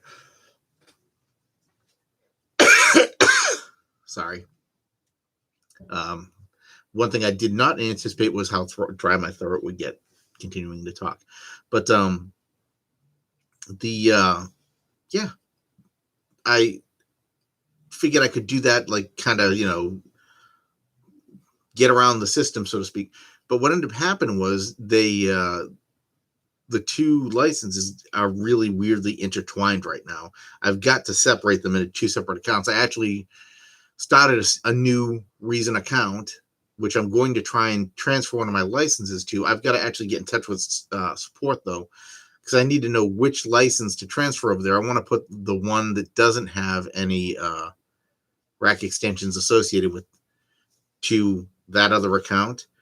And I'm going to give that to my son because he's actually getting into music production stuff now. And I figure I'll just give him that and he'll have his own Reason license so he can make music too. And I'll keep my rack extensions and just keep on going, But it's really, they're really weirdly intertwined right now. Oh, but what they did to me the other day was I started Cubase up on my machine, which I do all the time. And then I started Reason. Well, when I started Reason, it thought, yeah, student discount time for him. Dude, trust me, man. No, I better not say that online because I don't get in trouble. But student discounts are awesome if you have a student that you can use to achieve them or acquire them. Also, I mean, the other thing is that I have done a lot of education type stuff, and some places will actually let me do educator discounts, which is the same as a student discount. Because I speak at some user groups and stuff, technology user groups and stuff in my area. And sometimes I fall under HAC, which is the Harrisburg Area Community College, as an educator, even though I'm technically not a teacher. they would vouch for me as an educator, so I can get some discounts on things, which is nice, especially when you're dropping a lot of money on things constantly. It feels like, which is again one of the reasons I'm surprised my wife is around still. I have a, we'll say, I have a problem, but yeah, I mean it's crazy. And I mean, of course, it never goes away. Honestly, you're always thinking, I need a faster computer to do this, or I need a better sound card to do that. And actually, I just found out this is what's happening right at this very second. I just bought a new sound card, which now I've got to sell one of my other sound cards to get this new sound card because my what do you call it? I have a Focusrite 40, Sapphire Focusrite 40. This card is awesome, and but the problem is it uses FireWire to connect. Well, the FireWire cards that I've bought for my PC, my desktop, none of them seem to work with it right. I've tried several, and none of them seem to work with it right. And the ones that they're suggesting work with it properly on a PC are all discontinued and unavailable. And this PC is brand new, so getting them to work with it might be a challenge anyway. But yeah, and it doesn't do Thunderbolt, so I was like, it doesn't do FireWire. So I was like, back in the on my Mac stuff, from my Mac days, it works fine on my Mac. I may just hang on to it, I don't know, and use it with just my Mac, whatever. But you would need a dongle to go from Thunderbolt to FireWire, FireWire to the 6-pin FireWire cable, and then that wire to this device. So it just was a jumping back and forth. It just never worked quite right. It doesn't work quite right. I use 3 staffs 40s. We can talk after the live stream. HMU.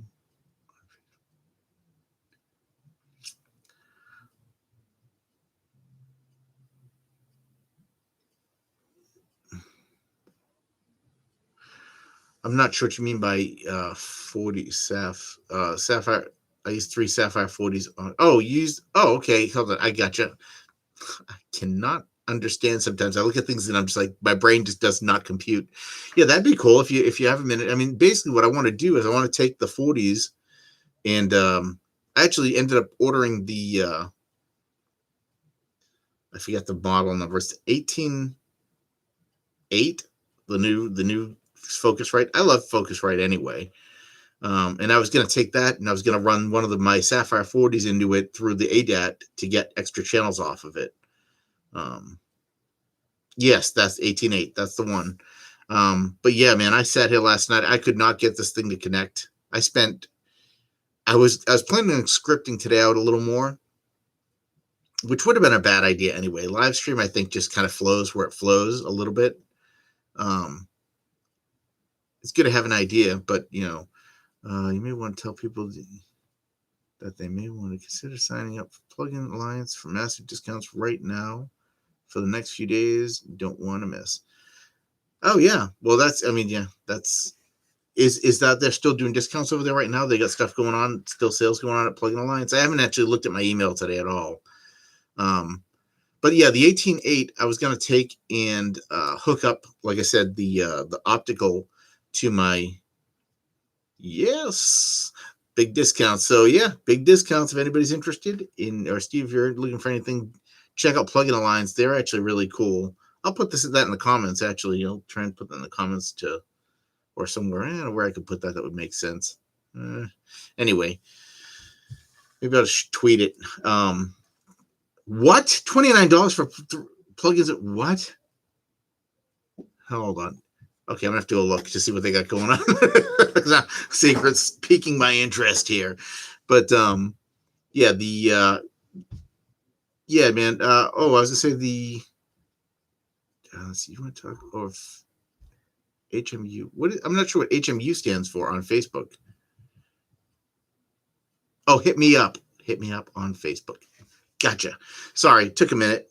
Brain died.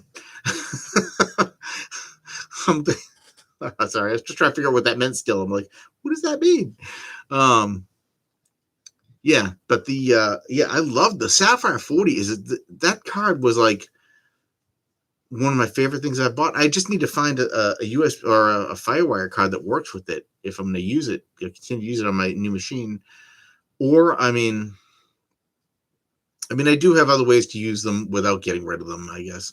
And I did just buy the second one because I had one already, and over the pandemic, I found a used one that I got off eBay for like $200.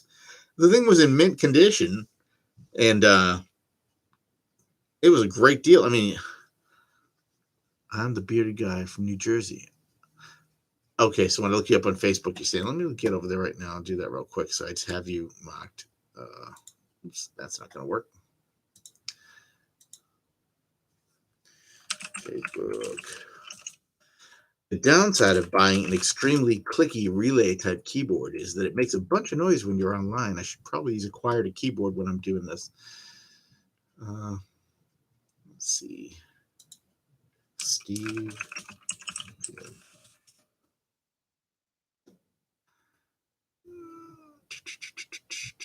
Just add New Jersey to that.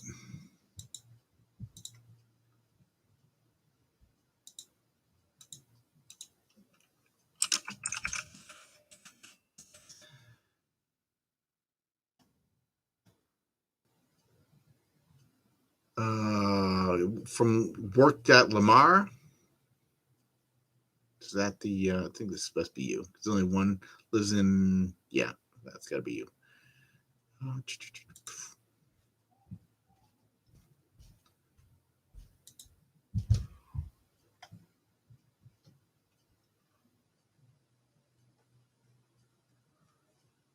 All right, I think I got you. Beard guy from New Jersey. Yep, I got you. You're actually the only one who came up on my my search.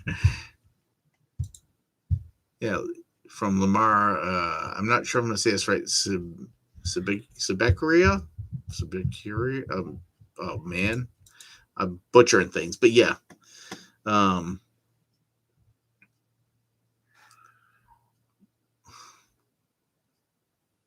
I don't know what. I don't know if you guys can hear the screaming in the background, but my son is upstairs with his friend, and they're making a ruckus. Anyway, but that sound card is amazing. I mean, it's so.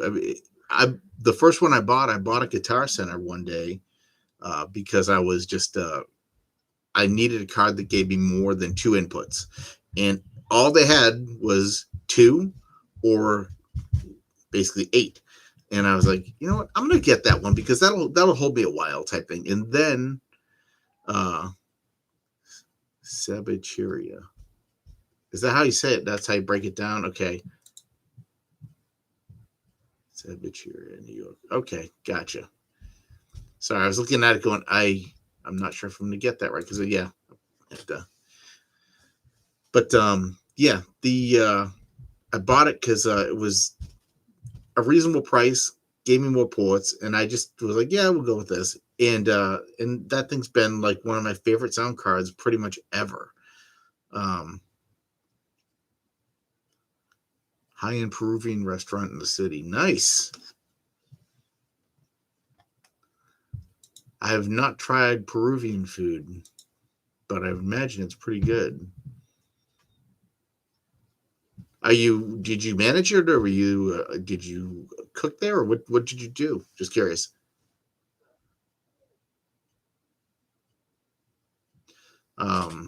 Yeah. I mean, I don't know if you can tell by looking at me, but I do enjoy some food. I generally fall into the Italian category, though. That's my upbringing, if you will. I have a soft spot for inventory, receiving, and control. Nice. That's yeah, dude. I do like me some pizza and stuff, like lasagna and whatnot. But yeah, I've actually worked in a couple restaurants. I worked at a Greek restaurant back home, And I used to work for a chain restaurant, a pizza chain called Papagino's. I don't know if you ever heard of them back in Massachusetts when I was younger. And that was kind of my in between jobs. I used to work for Lotus Software Development, and then IBM bought us. This was a while. This is my way early 20s. Um, and when IBM bought us, they got rid of my department. And I worked in the marketing and development department, which was a weird department. But what we did was we'd go around and talk to companies who were using our software, or try and sell our software to companies. But at the same time, if you said, well, we need software that does this, I would go home and take your specifications using the library of code that we had, which was a lot like a Visual Basic type uh, language. And I would write the tools you needed in order to sell you the product. So like you'd have to be a big enough company, but if like, say, for example, say McDonald's needed the ability to do a certain thing in Lotus 123, I would write that code for them. In fact, their first auto spell checker, which WordPerfect was the first one to have that, but their first one that came out at Lotus 123 was when you pressed spacebar, it would go back and check the word that you typed and see if it was spelled right. Well, it didn't actually check and see if it was spelled right. What it did was I created a thing that went through and had like a list of commonly misspelled words, like ETH should be the, or HET is probably the. And if you mistyped it because you typed it too fast and press space, it would go back, check to see if that's what you typed, and replace it with the word the.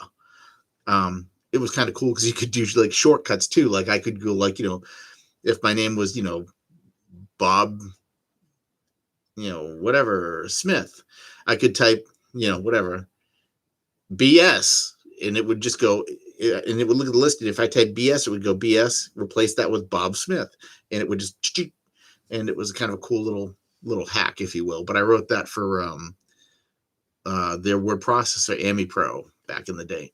But yeah, I worked for this pizza place back then. It was a cool job. I really did like the restaurant world type thing. I've always thought that would be my fallback in some ways, like starting a restaurant and cooking, because I love to cook. Sorry, just see if anything else came through. Sorry. But yeah, I definitely, yeah, I've never had Peruvian food. I have had, what is the name of that place? There's a place called Arepa City, and they had, I can't think of what kind of food that was, but they were like sandwiches, and they made these, it was some kind of, I don't know, they had a lot of stuff with plantains and stuff, but they had shredded pork and all, and they served it on like a little, it looked like oh man, it looked like a whoopie pie, but it wasn't chocolate. It was like cornbread type thing sliced in the middle. That was amazing. That place was great. They're gone now. Unfortunately, we've lost a lot of restaurants, especially with this pandemic. It's been brutal.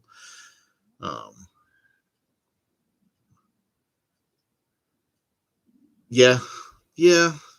That actually, the funny part is when I worked around food all the time, I weighed a lot less. Because it wasn't like I was a chef who had to taste everything I made, and the food was pretty commonplace. It was Papagino's was a like a fast, well, I don't call it fast food. Their mentality was, even though they were a place that got you food quickly, that was their thing. We're not fast food, we're good food quickly. And you'd go in, you'd get pasta, pizza, subs, whatever, and everything there was delicious. That restaurant had a very I'll say higher end Italian taste at really rapid pace, and but like a very laid back atmosphere when you went in. It was like going to your local pizza place and getting better quality food than you would get at pretty much any of them.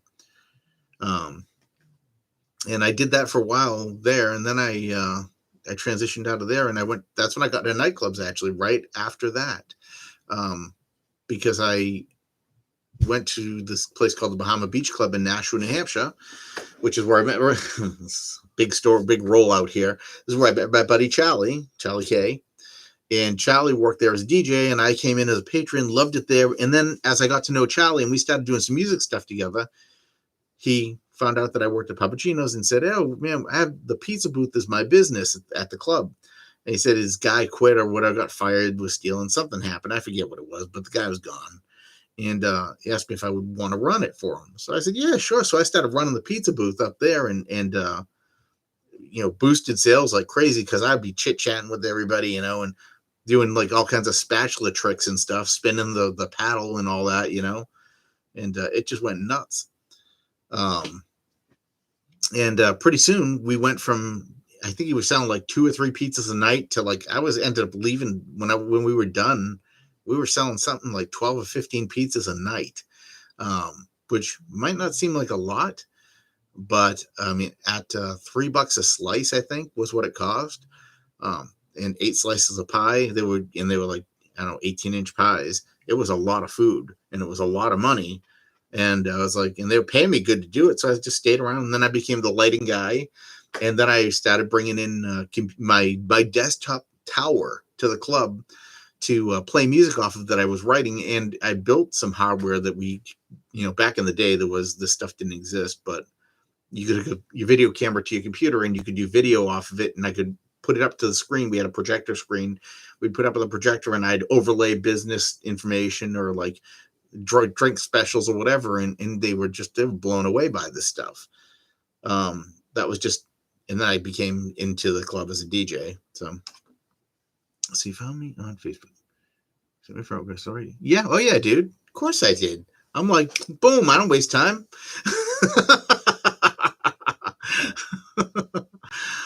Yeah, that's I mean, yeah, that's my weird little profile picture where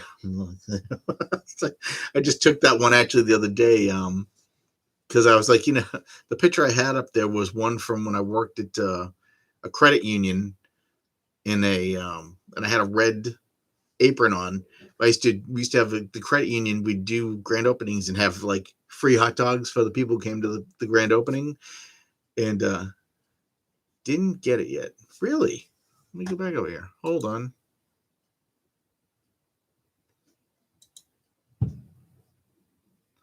Oh, dude, look at that setup you got there. I just opened you up now this time. Oh,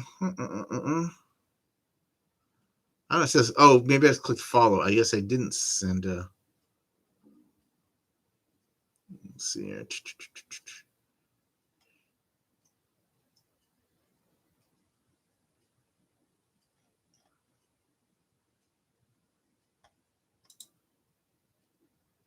Did that? Am I doing something wrong here? One. Let me do this. Here we go.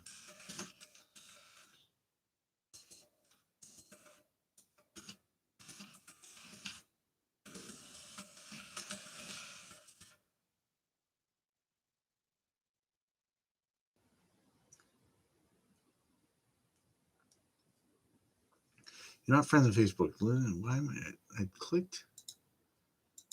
Hold on here. Nope, not block.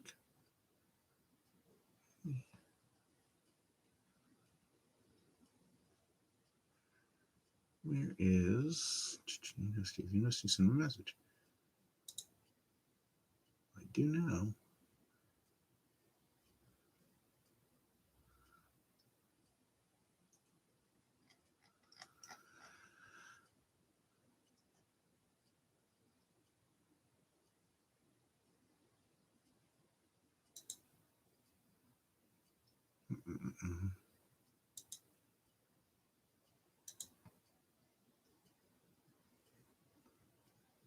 There you go. Yeah, got the message. I don't know. That's interesting. I know it says we're not friends, but I clicked your thing. Doesn't have a. All I see is a follow, not a friend request type scenario. So I just hit follow. I don't know. I have really not been staying up on my Facebook these days. I'll tell you that right now. That's been a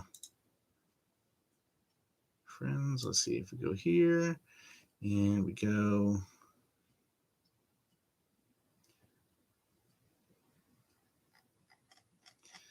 Why do I not see you there?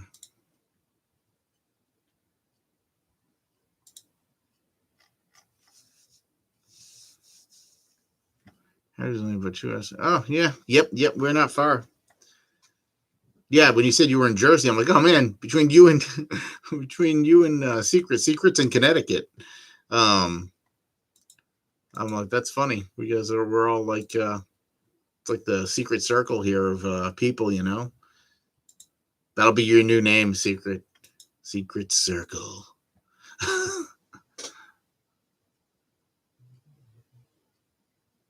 um,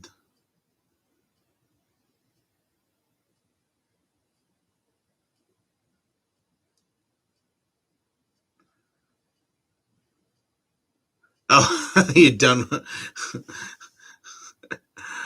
That's funny. Yes, I know. That's funny. Yeah. I'm like, the what? What are you talking about? For a second, I thought you were saying you were Donnie, like as in like trying to say it would. I'm like, Donnie who? Sorry, a little more privacy. A little else.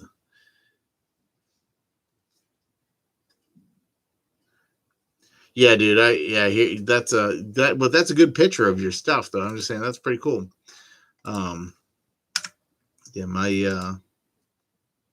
I don't even have a current.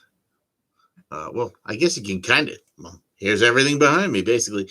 But I mean, but the camera only goes so far. The problem is, it get like this side of the room. That's my smaller stuff. I got the, my computer. That's my new boss machine over there. The thing's awesome. But yeah, I got my old production server on the ground over here. Where are you? My old cheese grater Mac over there. That guy needs to be, fixed up a little bit. The case fell. It fell down and it got smashed. And when it got smashed, the handle on top got broken off. I'm not probably gonna end up fixing it. I might just part it out and sell it off. But it's kind of funny. I don't know. I just don't know what to do with it anymore. Type thing. It's got Xeon processors in it. I'm sure somebody who's still using it would be happy to be able to like take it apart or whatever. But I just don't really think I need it anymore. You know, I've gotten away, sort of gotten back to PCs, getting away from Macs again. As much as I like the Macs, they are very nice, but I just can't justify, trying to support 2 operating systems anymore. I just need one that I can use all the time. Gravity wins. Yes, they do. It does. Yeah, that case. It's funny. That case was like, it's like solid, really solid case. I felt like it would be able to handle the fall pretty good. I didn't drop it unintentionally. It fell like when we were moving. I had it stacked up and it was way up high, and the box underneath it gave, and it just fell and slammed to the ground. And the rivets on the handle that it was riveted busted off. It's got a big dent mark in the back right by the power supply. I'm like, oh man. I finally did get it working again, though. It was down for a while because it just the hard drive apparently croaked, and I didn't know that was what was wrong with it, because it would try and turn on, and it would just turn on, and then it would just shut down the whole thing. And I was like, why does it keep doing that? And it never told me that it was a hard drive. It just kind of didn't go, you know what I mean? And I was like, what is going on with this thing? And then one day I said, I wonder if it's the hard drive. So I popped the hard drives out, and when I popped the hard drives out, all of a sudden it tried to stay on. I'm like, hold on, is it the hard drive? I pulled the hard drive out, and yeah, it was the hard drive. I put the hard drive back in, and it shut down. I'm like, it's the C drive type thing. Like the main drive in there was just dead. It just was not working. So I was like, there we go. Confirm. There you are. Bam. All right. Sorry. Just saw that you sent me a friend request. I just confirmed you. There we go. We're good. But yeah. And so I replaced the drive, reinstalled the operating system, and now it works again. And I'm like, oh, cool. Then I forgot what it even had in it. I thought it's funny because it hasn't been doing anything for a couple of years, and you kind of forget what state of technology it was until you get it going. Then you're like, oh, it's only 8 processors and 16 gig of RAM. What am I going to do with this? 2.3 gigahertz processors. I'm like, it's just funny because now you look at what you got going on, and I'm like, okay, I got like 10 cores in my latest desktop here, and it's hyper threaded, and it's got 96 gig of RAM. It's like, yeah, I think this machine wins. But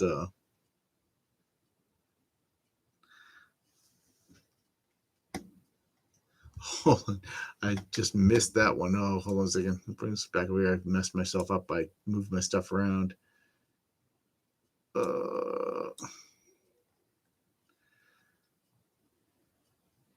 That's heavy. Man, that's the second That's What She Said I got today.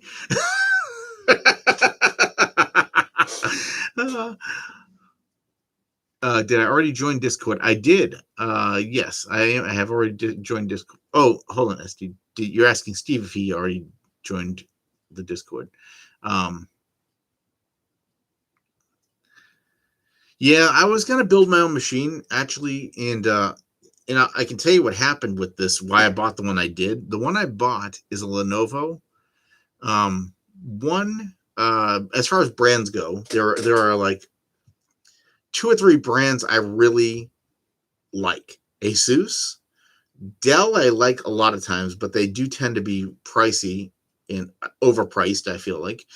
Asus, Acer, and Lenovo. Those are the ones I'll buy. HP, not so much. The Microsoft ones, I guess, are pretty good, but they're way overpriced. Their creative machines and all that, and they don't have anything that's really super powerful either.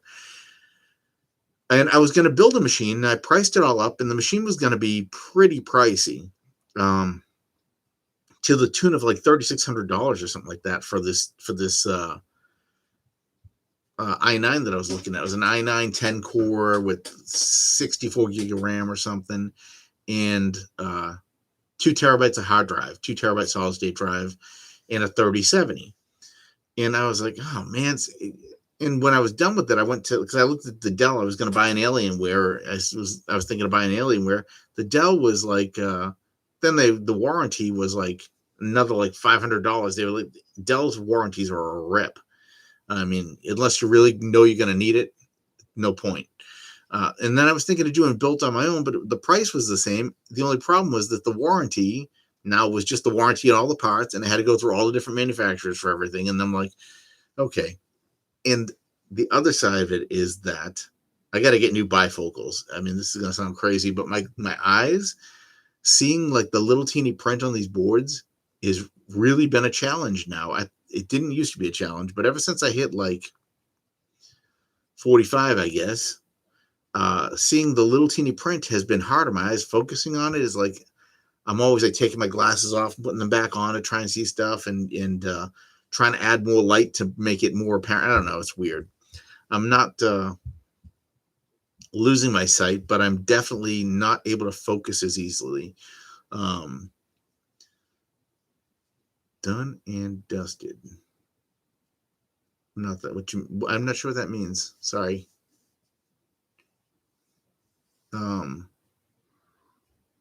Yeah. So I found this Lenovo. I went on their site during the President's Day sale, and they had the same processor I wanted with 32 gig of RAM, 2 1 terabyte solid state drives. The only thing about it that I didn't like, and this is kind of a matter of taste, I guess. When I think recording studio, when I think, whatever I think, or business, of any kind. I don't think flashy lights. I'm not into the flashy fan lights per se. I have them on just because it is whatever, it's one color. I leave it on one. I don't do rainbow lights or anything. Pardon me. Um, but my I've got it, sitting here. It's all lit up, and I'm not a fan of the see-through case and all that. I'm like, put it aside, it works, and we're good to go. Oh, sorry. Done and dusted. First for secrets. We're okay.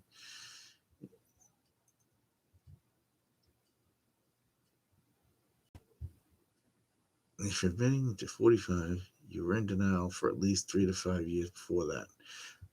You mean my eyes? No, well, actually, I'm 50 now. So, I mean, it's been a while since then. I know I kind of have a really good idea of when that started happening. It was like, yeah.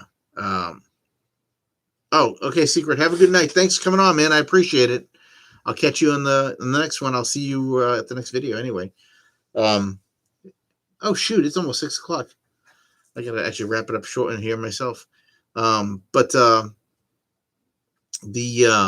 yeah, my eyes were starting to like, as far as like these glasses I'm wearing right now are great for, I can see my screens good from a good distance, you know. My other glasses aren't very good for like this distance to read the screens, but I can read, paper up close.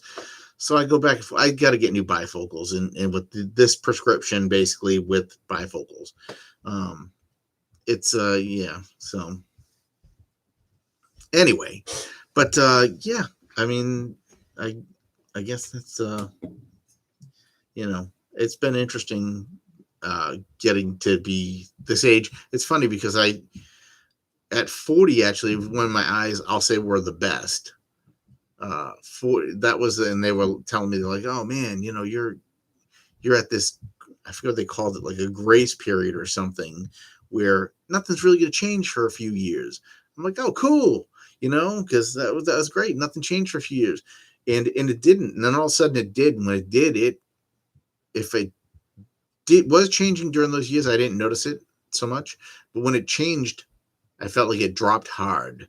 It was like, oh boy, it was like all of a sudden it was like all these years of sitting in front of screens. I mean, I'm a programmer, so I mean, my day job, I'm a computer programmer, so I sit in front of a screen all day long.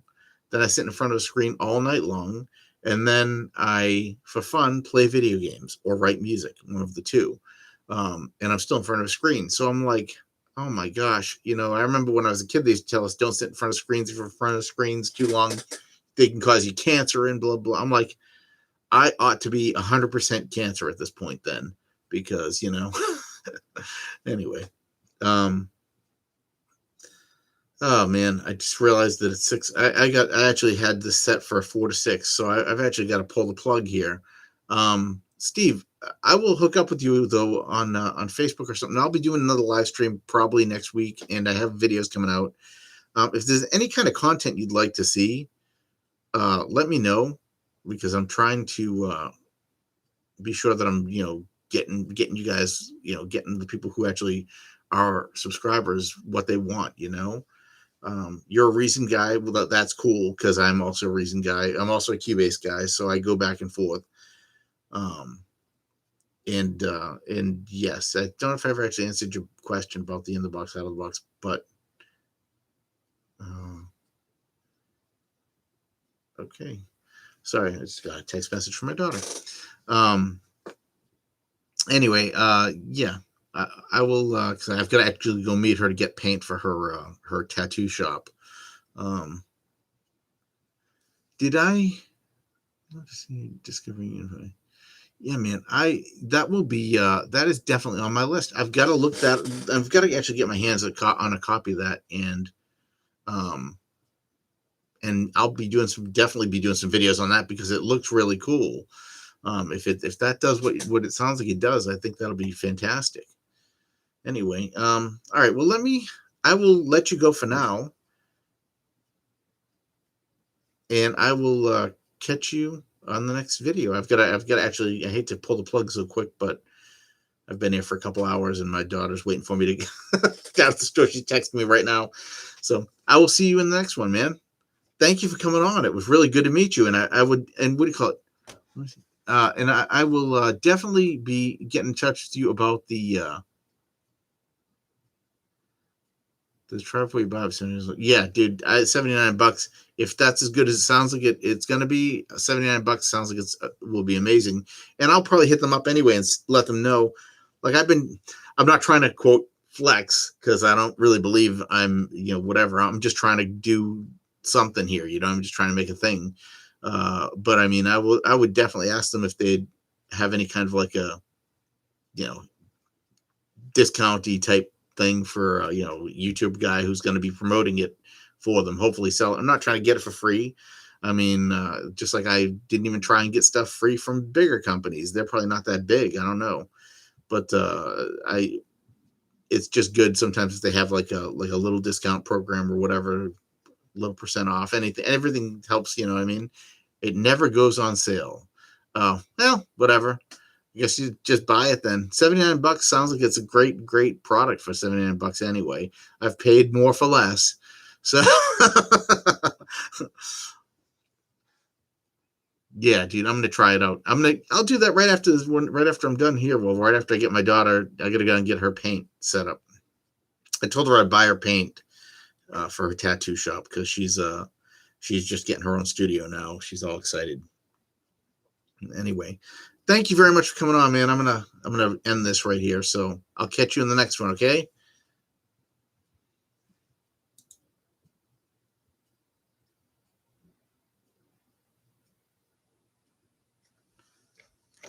She says here.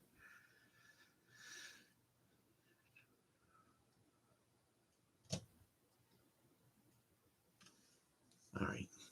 I'm gonna disconnect. I'll talk to you later, man. Be safe.